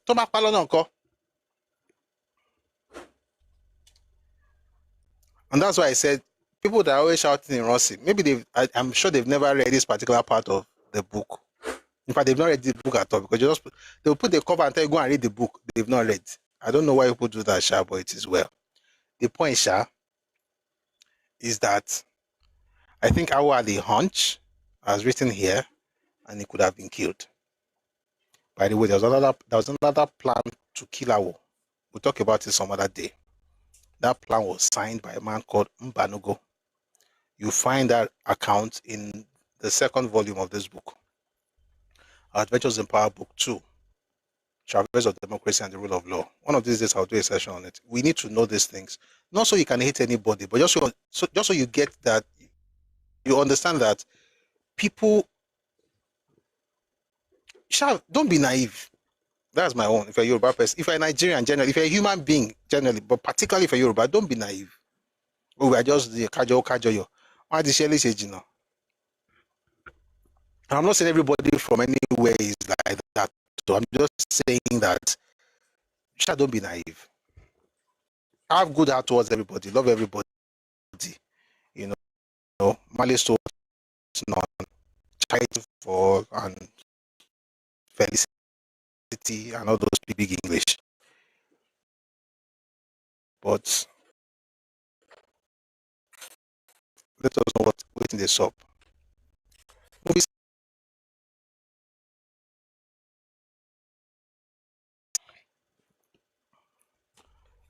I promise we'll do it. It was in the Midwest, but was orchestrated by people from the East. That's when I hear things like, how did we get here? You know, oh, it was 2023 elections. I'm like, what are you talking about? What are you talking about? This is not about 2023 elections. You are literally reliving the moments of the past. That's why I said, and I don't like it, but it's a reality, that Nigeria's history is like deja vu. Read Nigeria's history long enough, you'll be able to predict what will happen tomorrow. Or something at least close to it. Doesn't make you a prophet, but you can predict, because everything that's happened is happening. And everything that's happening has happened.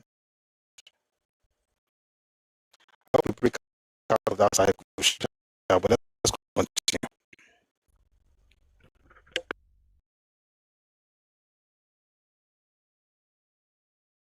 Go back to read that part before we continue. At this juncture, it is of interest to narrate the nature of Iran's proposed release as it was disclosed to me after my actual release. The plan was to take me to Ikoyi prison until it was judged safe to set me free. A cell had been prepared for me there which contained extra facilities. If I did not like the place, I could be placed under house arrest at Ikene. If I wanted to travel abroad, every facility would be afforded for me to do so. That was why my intended release was not announced, even though a plane had been dispatched to Calabar to bring me to Lagos. Until negotiation with me on the above lines had been concluded, Iran's team did not want the public to know. By the way, Iran's team were entirely Igbo. Just saying.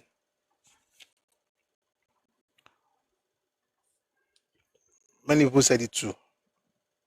Ademo said it in his book. Atonenaro said it in his book. Everybody knew that was what he was doing. So Shagari also said it. So I'm not making it up. Let's continue.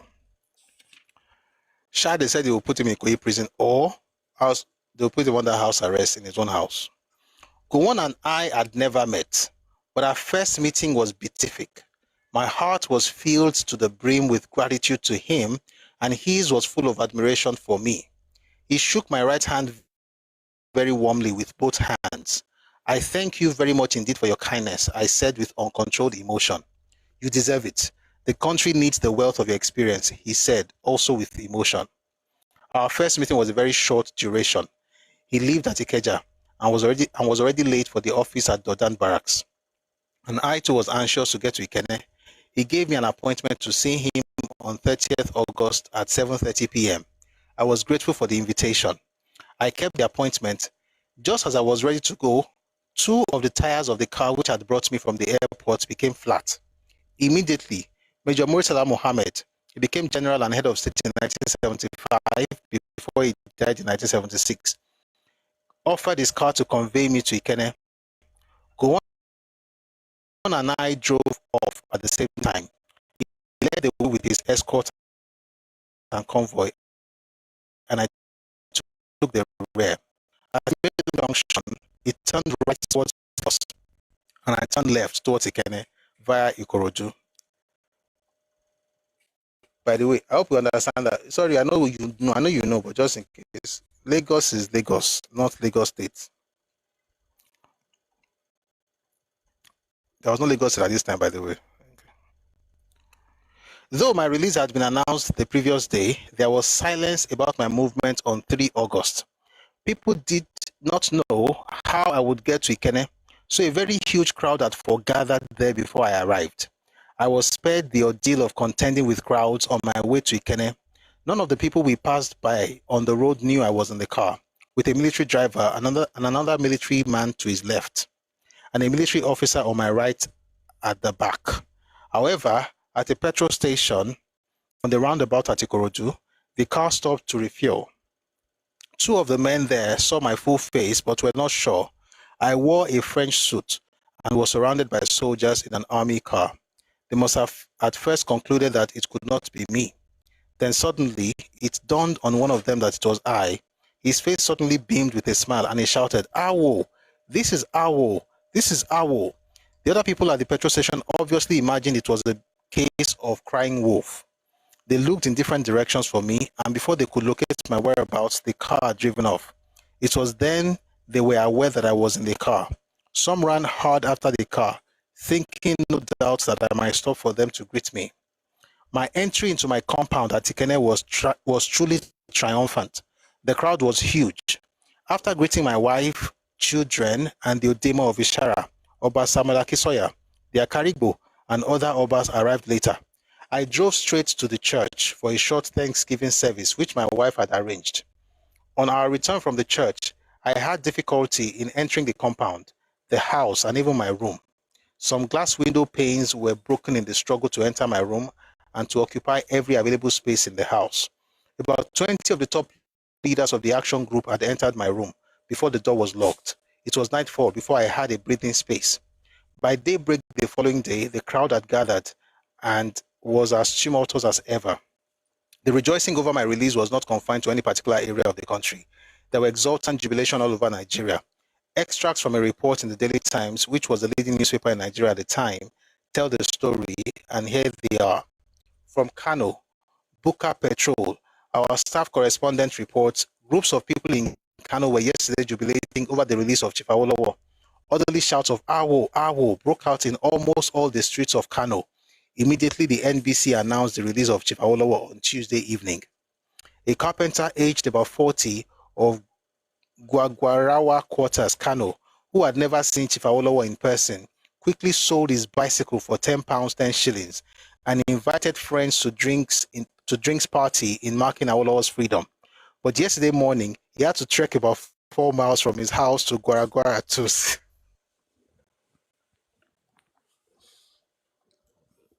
But yesterday morning, he had to trek about 4 miles from his house at Gwagwarawa to the city where he works. From Enugu, Samson Amaku, our staff reporter, writes, several people in parts of eastern provinces rejoiced yesterday over the release of Chief Obafemi Awolowo from prison. In Onitsha, more than 15,000 traders at Onitsha market left their stalls dancing around the market in jubilation. Empty boxes and tins were used as musical instruments as men and women went wild with joy. In hotels, people were seen drinking more than usual, all in celebration of the release of Chief Obafemi Awolowo. Certain people who could not easily afford money for beer kept themselves very busy in the local palm wine bars. In one of the local bars in Enugu, a man spent more than £5 on palm wine for friends. The man said that he believed that the release of Chief Awolowo at this crucial period might bring a new lease of life for Nigeria. I did not know the carpenter in this story, and I have not set my eyes on him ever since he sold his bicycle to felicitate with me. Take that again. I did not know the carpenter in this story, and I have not set my eyes on him ever since he sold his bicycle to felicitate me. Long before my release, I had given careful thought to what my attitude should be towards my inveterate political enemies. On regaining my freedom, I'll tell that again. Boy, I'm rushing. 1 second, please.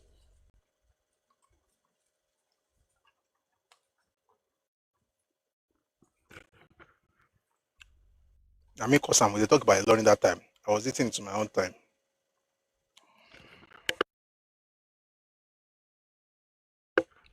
Long before my release, we'll finish this thing today. Long before my release, I had given careful thoughts to what my attitude should be towards my inveterate political enemies on regaining my freedom. And I came to the irrevocable conclusion, that my motto should be forgiveness. Firstly, their dark deeds towards me were so horrible that it would take me more than a lifetime to repay them in kind. Secondly, I would, in the process, deprive myself of the opportunity of dedicating all my time and energy to the service of Nigeria. Thirdly, I have learned that revenge is a negative emotion which impairs one's glands and reduces their effectiveness as guardians of man's health.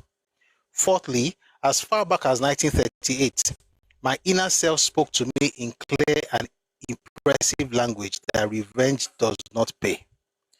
The way this man talks about his inner self, let me recommend the book. Awolowo, The Political Moses by Adedara Odugua.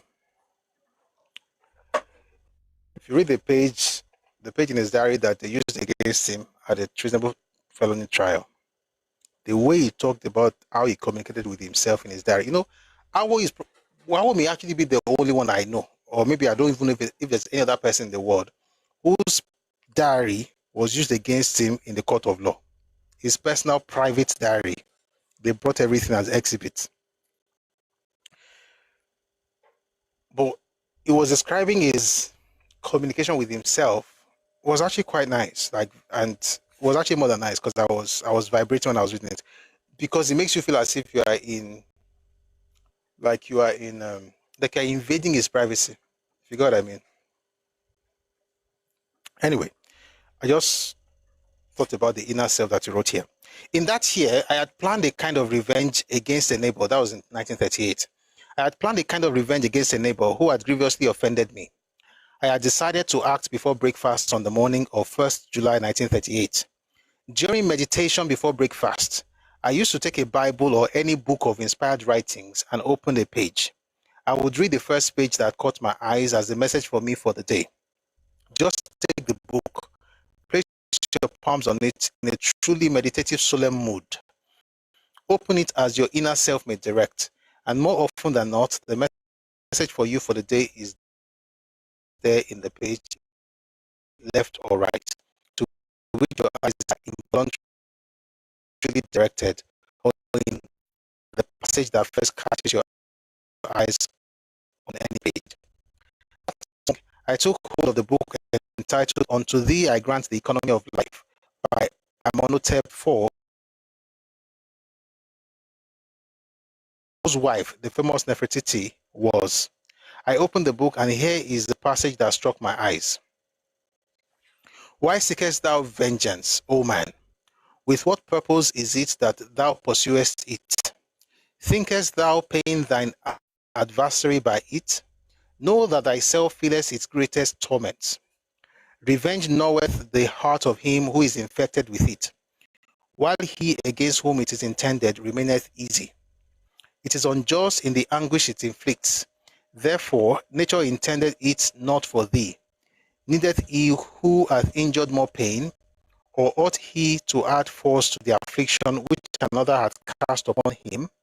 The man who meditateth revenge is not content with the mischief he hath received.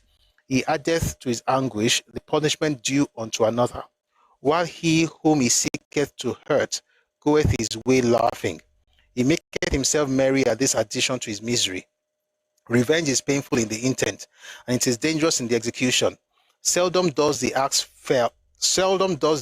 fall where he who lifted it up intended, and lo, he remembereth not that it must be recoiled against him.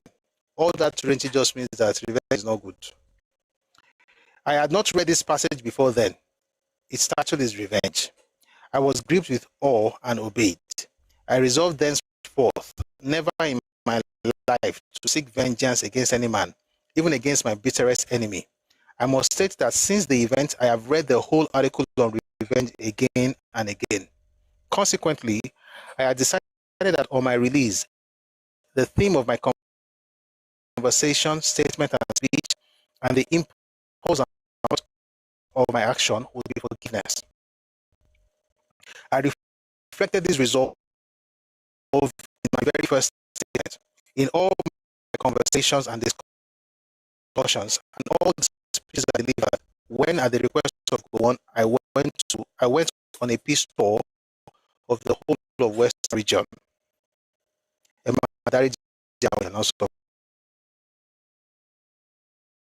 Once again, to thank God, Lieutenant Colonel Gowon, and the National Military Government for my release from prison, and especially from the Lieutenant Colonel Gowon and the National Military Government for my release from prison, and especially for the promptitude with which the release was effected.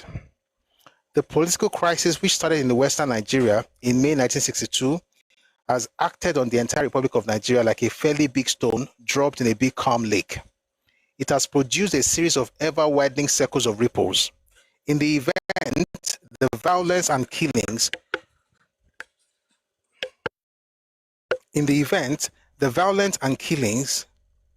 which commenced in the West had extended their infernal and poignant visitations to all parts of the Federation. We have nothing to be ashamed of in all that has happened, as our detractors would wish. But in all that has happened, as our detractors would wish. But we do need to have remorse in and demonstrate our shock at what has happened, as well as express our profound grief and sympathy for the dead and the maimed and dispossessed in all parts of Nigeria, and to whatever political camps they previously belonged. Those who may be tempted to rejoice at the awful fate that has befallen some of our countrymen, especially during the past 9 months, should be reminded of this dreadful warning of Jesus Christ. At that very time, there were some people present who told him about the Galileans whose blood Pilate had mixed with sacrifices. He answered them, "Do you imagine that because these Galileans suffered this fate, they must have been greater sinners than anyone else in Galilee? I tell you that they were not. But unless you repent, you will all of you come to the same end." Or the 18 people who were killed when the tower fell on them at Siloam. Do you imagine they were more guilty than all the other people living in Jerusalem? I tell you they were not. But unless you repent, you will all of you come to the same end. My conscientious appeal to all Nigerians is that instead of mocking the dead and fallen, instead of scheming vengeance against those who have wronged or harmed us, we should strive to see what lessons we can usefully learn from the historic, though calamitous and tragic events of the past 4 years. Then Papa went on to talk about the book he has written. You know what? Let me read it. I feel like I should read this thing. As far as I'm concerned, it is to the future, a future which we can make great and glorious by our united action and invincible benevolence towards one another, that I have dedicated the rest of my life. Under no circumstances will I be drawn into any sterile recriminations about the past, which in any case is gone, irretrievable, and irremediable. During the past 2 years, I devoted my full time in Gaul to an earnest search for solutions to Nigeria's multitudinous and tantalizing problems. One of my books, Thoughts on the Nigerian Constitution, which is devoted to a consideration of our constitutional problems, will be published by the Oxford University Press during the first week of October. We've read that book here before, somewhere in there, but you can also get your copy on Redomi Books. One of my books titled Thoughts on the Nigerian Constitution, that's where he talked about how Nigeria should be structured, how you should have ethno-linguistic states and so on and so forth. It should be federal, not unitary, and so on and so forth. Maybe another day we'll revisit it. So he says, one of my books entitled Thoughts on the Nigerian Constitution, which is devoted to a consideration of our constitutional problems, will be published by the Oxford University Press during the first week of October. In approaching our constitutional problems, I have taken pains to study and analyze the constitutional evolution of every country in the world. Please get that book. Actually, it's correct. Every country, analyze every country in the world. Baba uses prison time well, sha. I make bold to say, and this will be substantiated by the contents of the book when published, that I did embark on my research with complete scientific objectivity.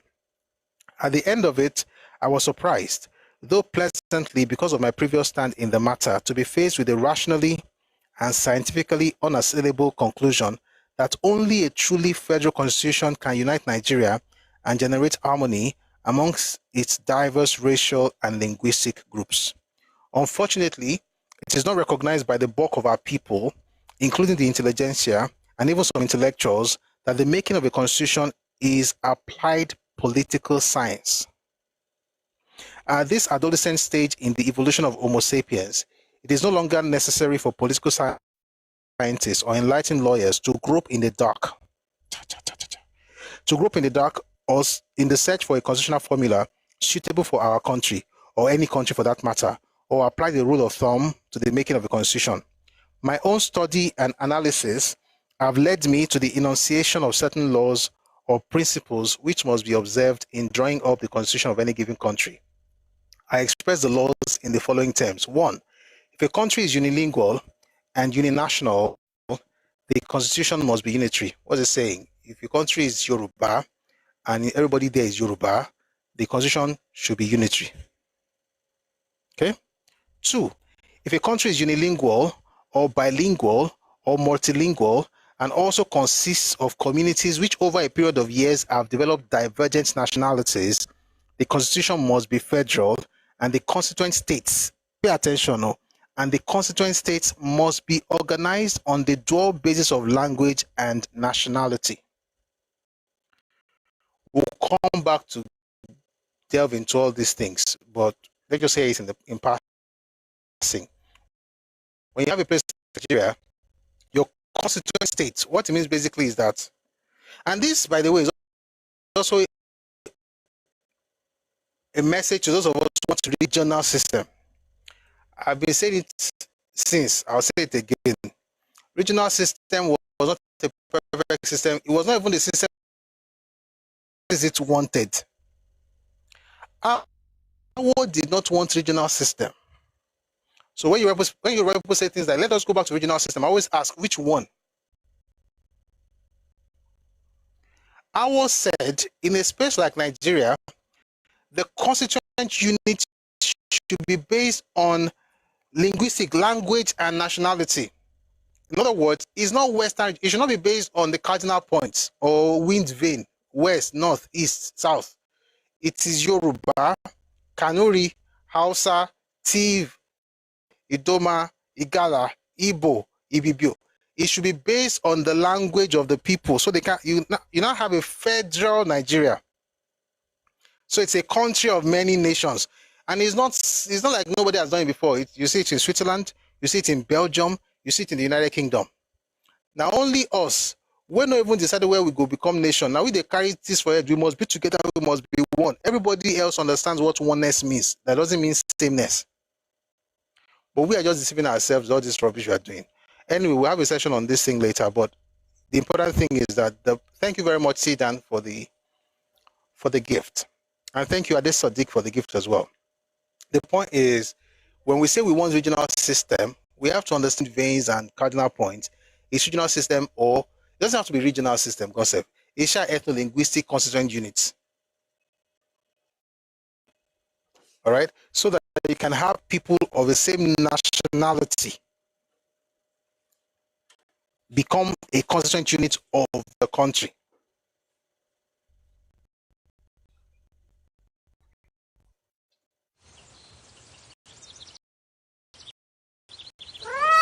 Thank you, Odwakala. Thank you so much for that gift. I really appreciate it.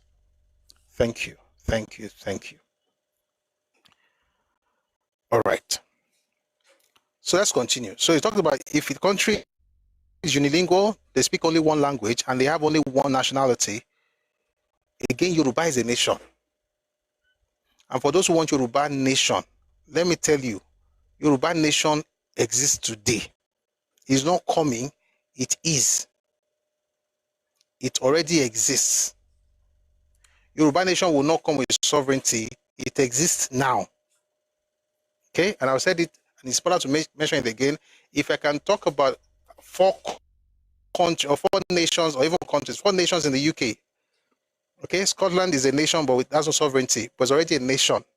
And that's why you hear about Scottish nationalism. You hear of SNP, the Scottish Nationalist Party. It is a nationality. They don't call them tribe or even ethnicity for that matter.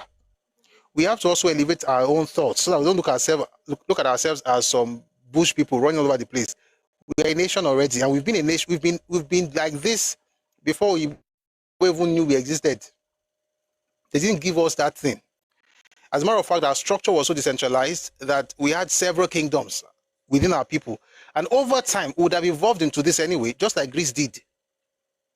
Greece also had several Greek states. You see, one of the things that will help us to understand our situation and also appreciate where we are in our political evolution, is to compare ourselves with those who have gone through this path. Nothing we are going through is entirely unique in terms of the Greeks also had several states. Eventually, although of course you know what Alexander the Great. But what he did is also similar to what Oduduwa did in Ife by uniting those 13 communities.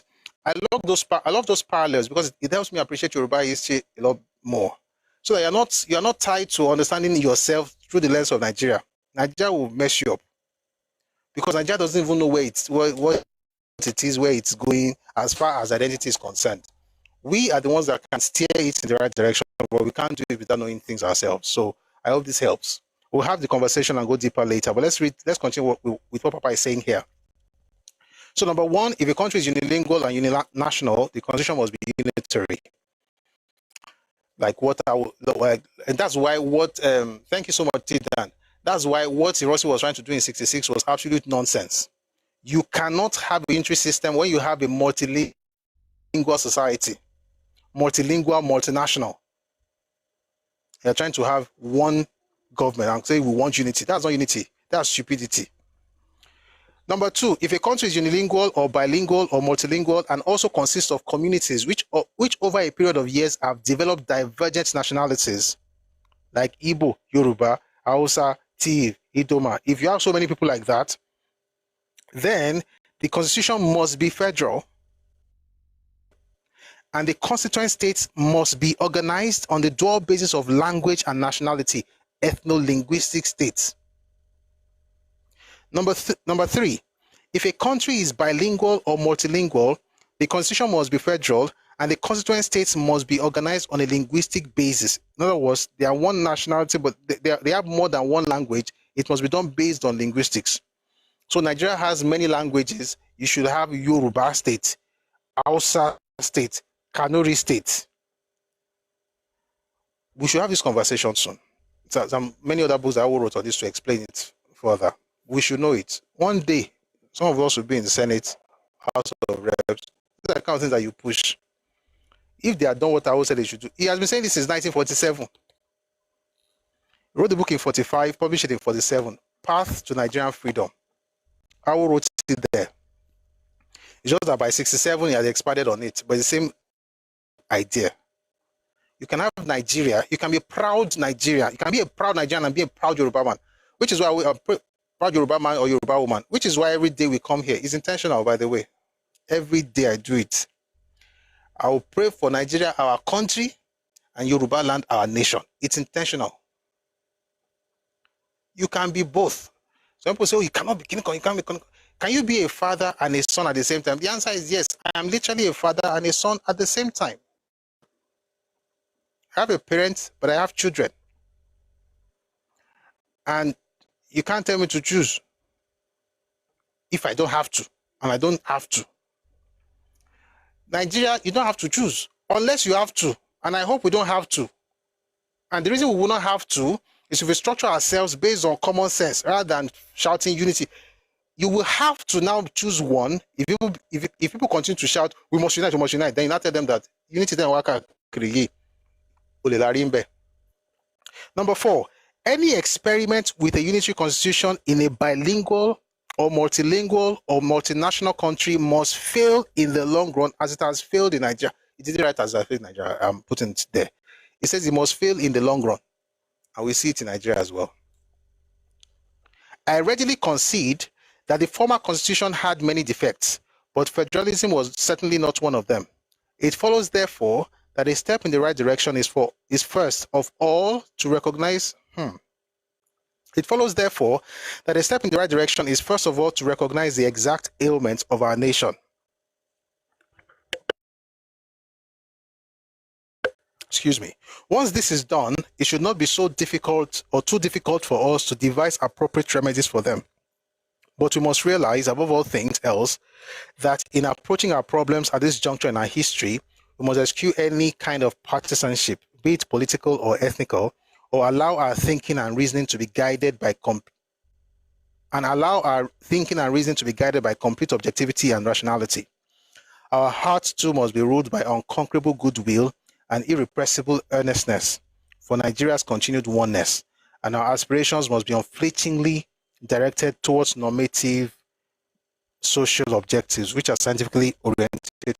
By the way, let me just quickly mention this. Somebody was trying to harass me the other day that Awo said they should break Nigeria. Awo never said so.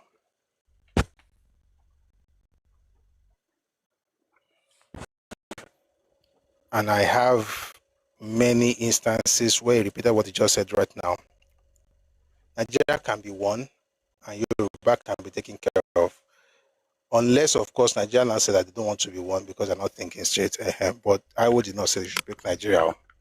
There's another book. There's this series that he did, but that was done based on a collection of his speeches, which we might start reading tomorrow. There's Voice of Courage, Voice of Wisdom, and Voice of Reason. Those three are also available on Redomi. By the way, many, if not major, all the major Awo books are available on Redomi Books. Okay, so take advantage. Where were we?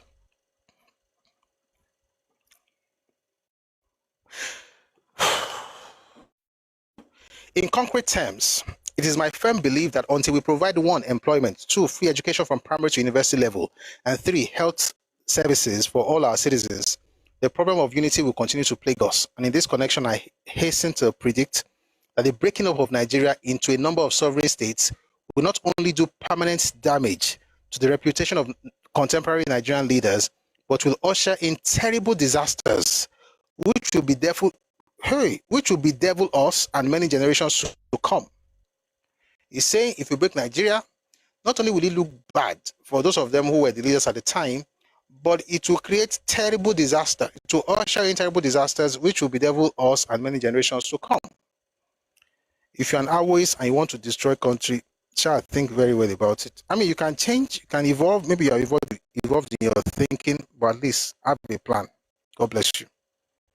Fortunately, with truly scientific and illuminated planning, all these social objectives can be ours in the immediate future. My appeal in this connection, therefore, is for unity and scientific planning. From the bottom of my heart, I thank all those who have supported me and my wife during these 4 years of tests and sufferings. The trials which all of us have passed through are unique, at least in Nigerian experience, but the best is yet to be. My gratitude also goes to the Director of Prisons and those of his staff who worked at the Broad Street, Ikoyi, and Calabar prisons during my sojourn with them. God knows that I owe much of my survival to their genuine consideration, bordering affection. May God bless all of us and prosper the peoples of Nigeria. Obafemi Awolowo. That's the end of the book. But that's not the end of the reading. I'm late, but I must finish the reading tonight. Give me a second. There's some other things I want to say today. Robodo says, what do you think the breakup disasters could be, Prof? Humanitarian. Humanitarian. Now, you cannot expand that into many things. The primary one is humanitarian. That's why I said if you want to break up Nigeria, it's better to go through political means. But it is tedious, it is slow, and you will feel, and it's boring. But maybe I think it's the best. Another thing, crisis, humanitarian crisis. And let me tell you where everybody will be rushing to. You can tell, please guess in the comment section. If there's humanitarian crisis in Nigeria today, where do you think everybody will be rushing? Which region will everybody rush to? Please, I may be wrong. So if you have better, if I see more, I'll just ask you why you are choosing it. But just guess where everybody will rush to. Exactly. There are people right now who are burning down their homes and their region and insulting everybody. As soon as they get to Yoruba land, they have rights. You know what I'm talking about. They just overrun this place. If anybody, let me tell you,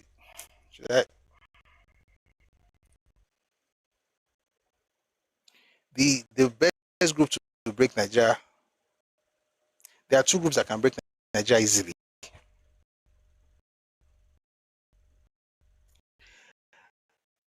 And one group, I think, has even overtaken the other group. And that one group that can, the most effective breakup of Nigeria that can happen, and as peacefully as possible, can be done by only one group in Nigeria. 2 can do it well, but 1 can do it best. Please think about it, but we won't talk about it in the comment section, but think about it. It's not something to talk about because I'm not planning to break up Nigeria. Because I know that some people watch this like, let's leave that matter. But you know what I'm talking about. Think about it. There are two major groups. See all these things that are shouting Biafra, Biafra. 1,000 years from today, they will not get Biafra the way they are doing it. It is not possible. Again, it goes back to evolutionary issue. Cultural evolution lè gbà. Cultural evolution lè gbà. Jàgídíjàgan kàdágbẹ̀rù tán ṣe yẹn, àwọn ò lè ṣerú nǹkan bẹ́ẹ̀ yẹn. Àwọn èèyàn méjì, ẹ̀yà méjì ló lè jẹ́ kí Nàìjíríà pín. Bọ̀yà kan ló lè ṣe tó yẹ pé kò ní í pé pínpín yẹn kò ní fàyà. Ṣé àpò oníbẹ̀ ṣe máa mú tẹ bá lẹ̀ nǹkan méjì pọ̀ tẹ bá yá. Ó máa yàtọ̀ pé ilé máa já sẹ́yìn ilé máa já síbẹ̀. Torí gbogbo nǹkan tí àti kí n ṣe orílẹ̀-èdè gan Nàìjíríà ò ṣe orílẹ̀-èdè gan àti káyà pé lórílẹ̀-èdè fún àwọn Yorùbá sọ pé àwọn yẹn lè ṣe báyìí káà náà ṣe báyìí mọ̀ pé ṣé ẹ mọ̀ pé ẹ ń tẹ́ńbẹ́lú ara yín ni ẹ ń fira yín wé àwọn tí ò mọ bó ṣe fẹ́ ṣe wọ́n mọ ibi tó ń lọ o. There's a scripture in Ecclesiastes. Bible says that the labor of the fool wearies all of them because they don't know how to get to the city. It's in Ecclesiastes. The labor of the fool. Ó máa gbìyànjú. Ó ń gbìyànjú, ó ń làkàkà, ó ń làágùn. But it will weary him because he doesn't know how to get to the city. There's a path to the city. And it's not by Ogun. It's about Ogbori. Kọ́lá ọkọ̀ àmọ́ ṣe.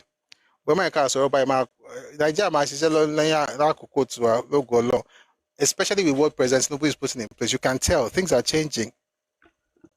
And I have my opinion about some things that somebody said yesterday. I didn't talk about it. So they're going to elongate presidency. Oh, elongate it. Well, my friends in DSS, God bless you. Let's go on. After my release, unsolicited laurels, which were acclaimed by right-thinking and responsible people, even by friends and foes alike, as well-deserved, were bestowed upon me in quick succession. Colonel Robert Adebayo, who was acting military governor of the Western region, convened a meeting at the Western Hall, Ibadan. It was for 12 August, 9 days after my release. All the leaders in the Western region, including the leading Obas in the region, were there. Leaders of all shades of political opinion in the region were also there. It was a full representative assemblage of the people of the region and the best attended meeting in that hall before and ever since. The hall and its precincts were packed full. Colonel Adebayo presided over the meeting. When he had finished his opening address, he left, and at his suggestion, I was selected by acclamation to preside over the deliberations at the meeting. At the very outset, the question of electing a leader for the Yoruba people was raised. I ruled it out of order on the grounds that there were more pressing matters of public importance to which we should advert our minds. But members persisted in discussing it and taking a decision. The most vocal among them were former members of the NCNC and NNDP. As the debate proceeded, certain thoughts ran through my mind. I'm feeling somehow what I'm about to read right now. Please pay attention. Firstly, if the speakers were sincere and I was elected, it would be the first time since Oduduwa, the illustrious progenitor of the Yoruba people, that any Yoruba man would be accepted as leader by the Yoruba people. Aramide Shegiri. When I mark this thing, Aramide Shegiri, when I'm reading right now, Aramide Shegiri, Onda Bigi, sorry, I'm having a private moment in public. Let me go back to it. Firstly, if the speakers were sincere and I was elected, it will be the first time since Oduduwa, the illustrious progenitor of the Yoruba people, that any Yoruba man would be accepted as leader by the Yoruba people. That would be a great honor, rare, unique, and epoch-making. Secondly, other ethnic groups in Nigeria were more liberal in their followership. The leader is taken as given and infallible. It is the followers that must strive in every way to justify their fitness to follow. Feudalism and so on. Therefore, even when the leader treats them as slaves or serfs or palpably misleads them or even deceives them, the leader is adjudged faultless. In the estimation of the followers, it is they that must have given cause for the leader's actions, which were in any case right. They must therefore improve their parts to deserve better treatment from the leader. Whereas among the Yoruba ethnic group, it is the leader that must exhibit for all to see his worthiness to lead. Therefore, if I am elected leader, it must be because I have certain outstanding qualities with which they have been decisively impressed over the years. Thirdly, the most vigorous and eloquent in canvassing this view were my former opponents. Their action ostensibly suggested a change of heart and a genuine desire for reconciliation. It would be imprudent on my part to do anything to inhibit the effectuation of the desire. Fourthly, the northern region once had its Sardauna, and there was at that time a serious and frantic search for a successor. The Igbos had their Nnamdi Azikiwe. Why should the Yorubas, if it was their wish, be prevented from choosing their own leader, especially at a fully representative meeting such as the one in progress? When one of the speakers pleaded that I should reconsider my ruling, I gave in. There was big applause for my compliance, and so without further debate, a motion was proposed. It was seconded by acclamation and unanimously electing me the leader of the Yoruba people. Let me pause to explain something. When you hear the word Ashiwaju, the very first one was Awolowo.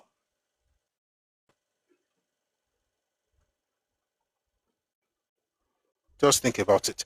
On 12 September 1966, I attended the ad hoc conference for constitutional proposals as head of the Western Region delegation. In May 1967, a letter dated 2 May 1967 was addressed to me by Sir Adetokunbo Ademola. The letter read as follows: Chief Justice of Nigeria, Supreme Court, Lagos, Nigeria, 2nd May 1967. Dear Chief Awolowo, it will give me much pleasure if you would attend a meeting on Thursday, 4th May 1967 at 10 a.m. at the Nigerian Institute of International Affairs, new building on Victoria Island. The object of the meeting is to find ways and means of resolving the present impasse in the country. Yours sincerely, signed, Sir Adetokunbo Ademola. I was in Lagos and the letter was delivered to me at 9:55 a.m. on 4 May 1967, 5 minutes to the commencement of the meeting.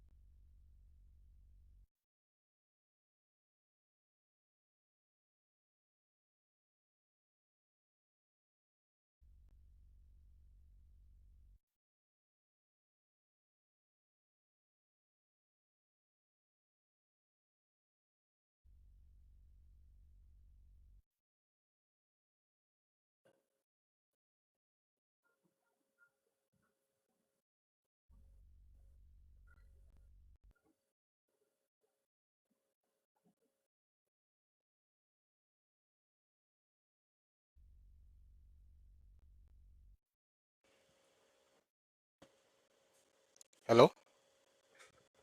Can you hear me now?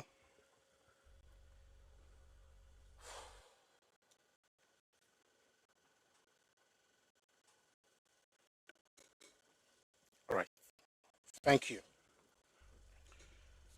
We've gone beyond the time, so phones are telling me that Akoko Tito, but we must finish this. I want to finish this chapter and then go into something else.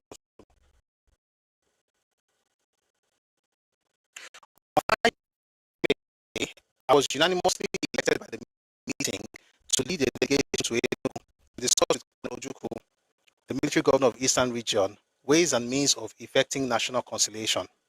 The clouds of civil war were already gathering on the horizon. There was a great sense of urgency. Accordingly, on 6 May, we left for Enugu by road. The other members of the delegation were Chief I.G. Onyea, the veteran politician from Asaba, Midwestern Region, Chief S.J. Marere, former civil governor of Midwestern Region, and Professor Samuel Aluko, lecturer at University of Ife. On Monday, 15 May 1967, I was installed as the first chancellor of the University of Ife at a very impressive ceremony witnessed by some of the most distinguished personages in Nigeria. On the night of 27 May 1967, Colonel Gowon, as head of the federal military government and so on, in a nationwide broadcast, declared a state of emergency over the whole country. The same night, he wrote a letter in his own hand to me. It was dispatched by the hand of the then Inspector General of Police, Alhaji Kamsalem, who delivered it to me at Ibadan at about 1 p.m. on 28 March 1967. Inter alia, Colonel Gowon said in the letter as follows: "As you are aware, my main concern is to put the country together as soon as possible and return it to you civilians to carry on the rebuilding. Therefore, in view of the present trend of things, I had to take the decision I took tonight in anticipation of threat of secession by the East. As you can see, I have been proved right. No matter what we did on this side, the East was bent on secession." Excuse me.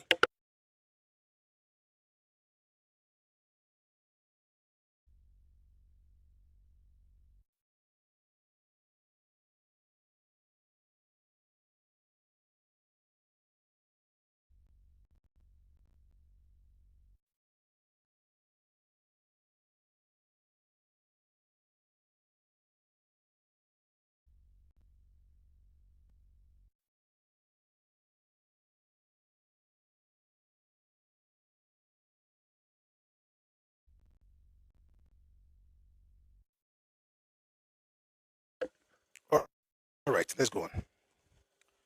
By the way, backstory. This was after Aburi Accord. Aburi was in January. Yeah, January 4 and 5, 1967, right in Ghana. This was in May, but we'll talk about that some other time. Okay, where were we? So he said, as you are aware, let's read again. Gowon wrote the letter to Papa. As you are aware, my main concern is to put the country together as soon as possible. Therefore, in view of the present trend of things, I had to take the decision I took tonight in anticipation of threats of secession by the East. As you can see, I have been proved right. No matter what we did on this side, the East was bent on secession. I have now taken the plunge in creating some states by decree. It is fraught with dangers, but I am convinced it is the right start. I need the help of experienced hands to help ensure the continued existence of this country as a political and economic entity. This is where you come in. I am going to ask a number of civilians to join the Federal Executive Council, and I am wondering whether you would be interested. I shall leave the detailed discussion on the issue to you and Kamsalem, who I am sending to you for that purpose. I hope you will give it your serious consideration. Looking forward to hearing from you." Alhaji Kamsalem supplemented the letter orally. As the situation was urgent, thank you for the gift, Yashi. As the situation was urgent, he wanted a reply immediately, which he would take back to Gowon. But I gave him reasons why I could not give an immediate reply. For one thing, if for no other, I wanted certain points to be clarified by Gowon before I could make up my mind whether to accept his kind offer or not. At 9 p.m. of the same day, Gowon telephoned me as arranged with Kamsalem, and after about 1 hour on the phone, the points were clarified to my satisfaction. In the meantime, I had separately consulted my wife and Colonel Adebayo and had had intensive and protracted discussions with my former colleagues in the action group. I was able to get hold of about 20 of them. The following day, I wrote a letter and said in the first paragraph as follows: "Process of allocating portfolios. He had assigned to himself the portfolios of defense, process of allocating portfolios. He had assigned to himself the portfolios of defense and foreign affairs. He would like me to choose my own portfolio before allocating the rest. I chose the portfolio of finance. Hence, I was appointed Deputy Chairman of the Federal Executive Council and Federal Commissioner for Finance. I am glad to conclude this chapter by observing that by the grace of God, I was enabled. I'll take that again. I am glad to conclude this chapter by observing that by the grace of God, I was enabled demonstrably to justify the bestowal of all the laurels about which I have spoken. In particular, I am happy that under God's guidance, I made a great success of my onerous assignment in the Federal Ministry of Finance and left in that extremely brain-racking but exceedingly interesting ministry an outstanding record that is lasting and stainless. Tomorrow, we are going to have a conversation how Awolowo funded the Nigerian Civil War. That's the only reason I waited to read everything. Awolowo,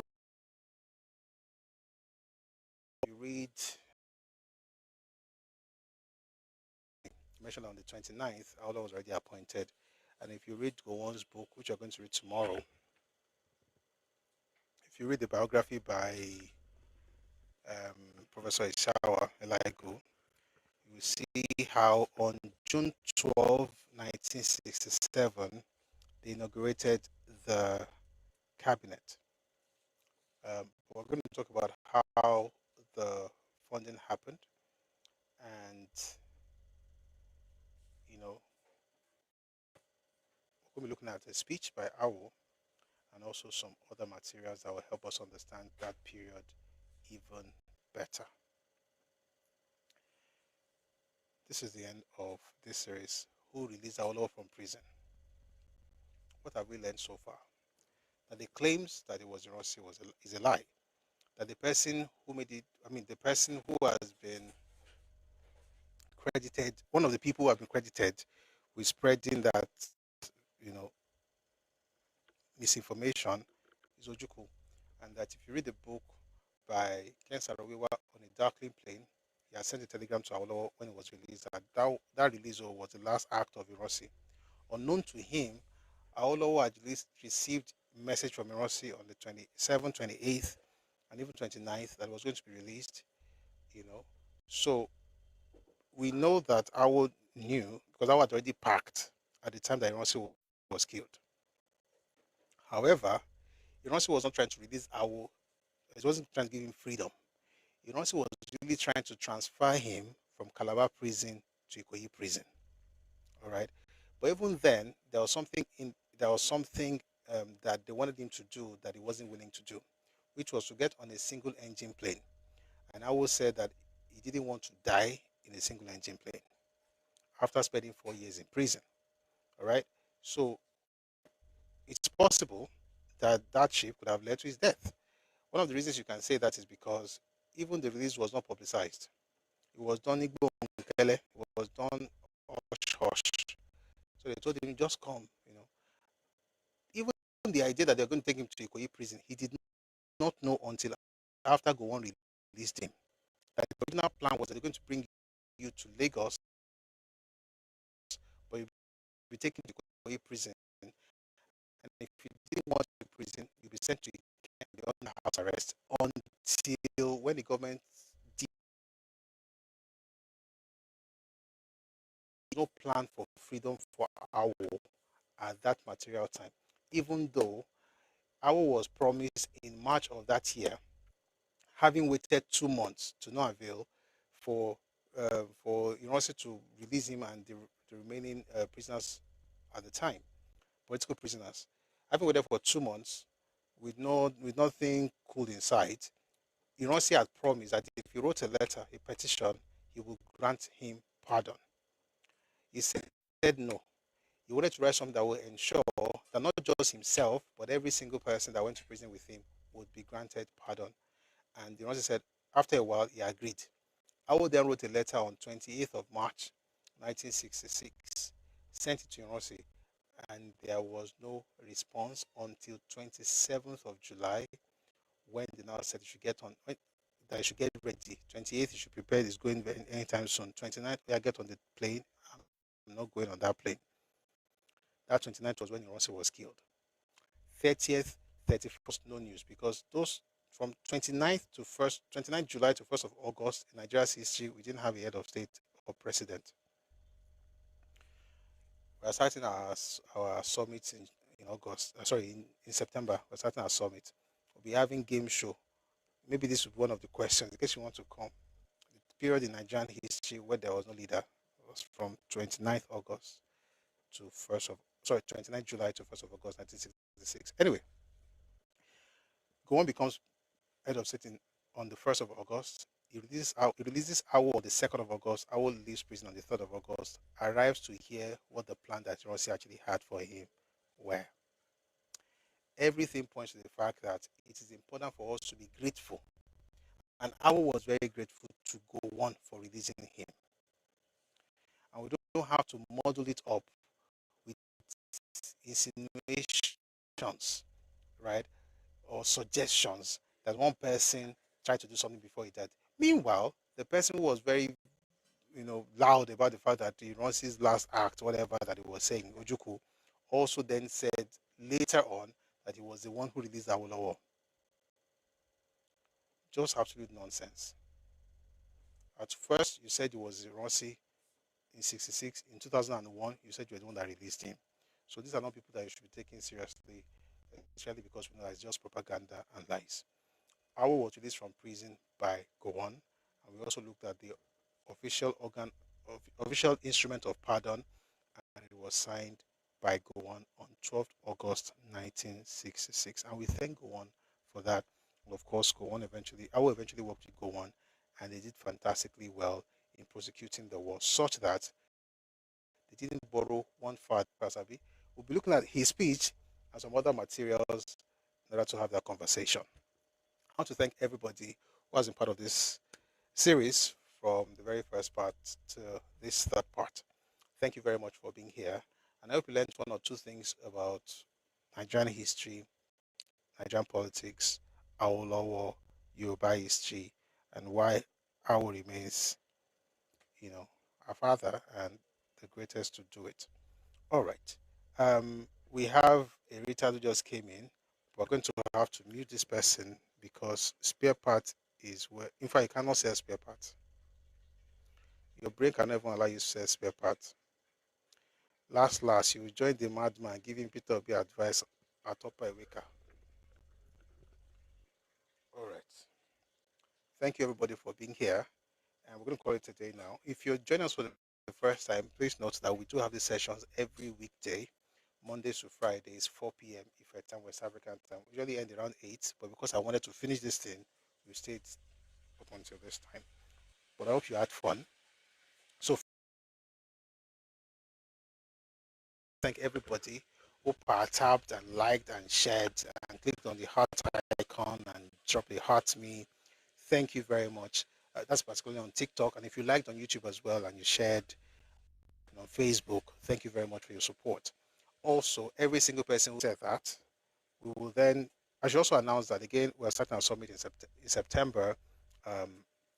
By August, we'll put out some details, and then we will let you know how things are going. And please check out our channels on YouTube and also our pages on Facebook, TikTok, Twitter. Please engage the content, talk about it, share your thoughts, and God bless you. And may God bless Nigeria, our country, and Yoruba land, our nation. Before we go, we're going to listen to anthems, the two anthems we usually listen to here, Nigerian anthem and Yoruba anthem. Thank you very much, Mr. Lalekon. God bless you, sir. Here's Nigerian anthem. Please sing along and be patriotic. God bless Nigeria. Nigeria, be healthy, our own dear native land. The tribe and tongue may differ, in brotherhood we stand. Nigerians all are proud to serve our sovereign motherland.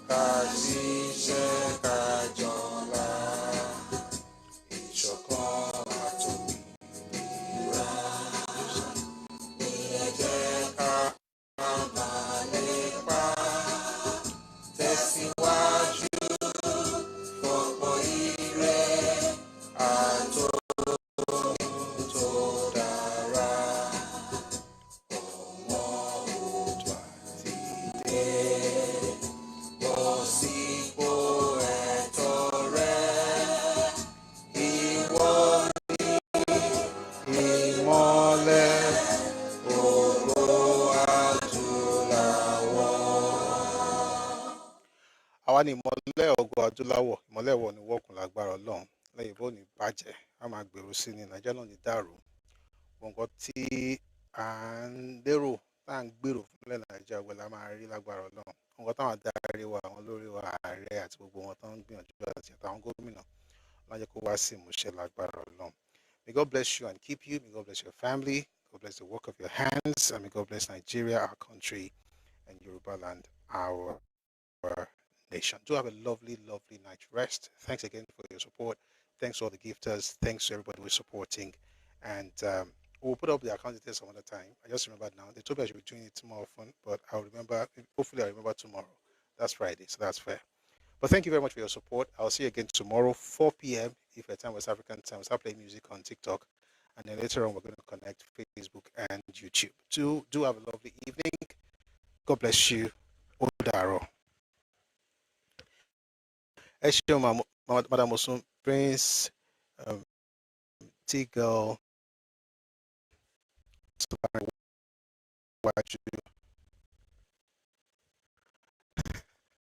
as a person living in diaspora, before they change the anthem, you have helped me learn the anthem.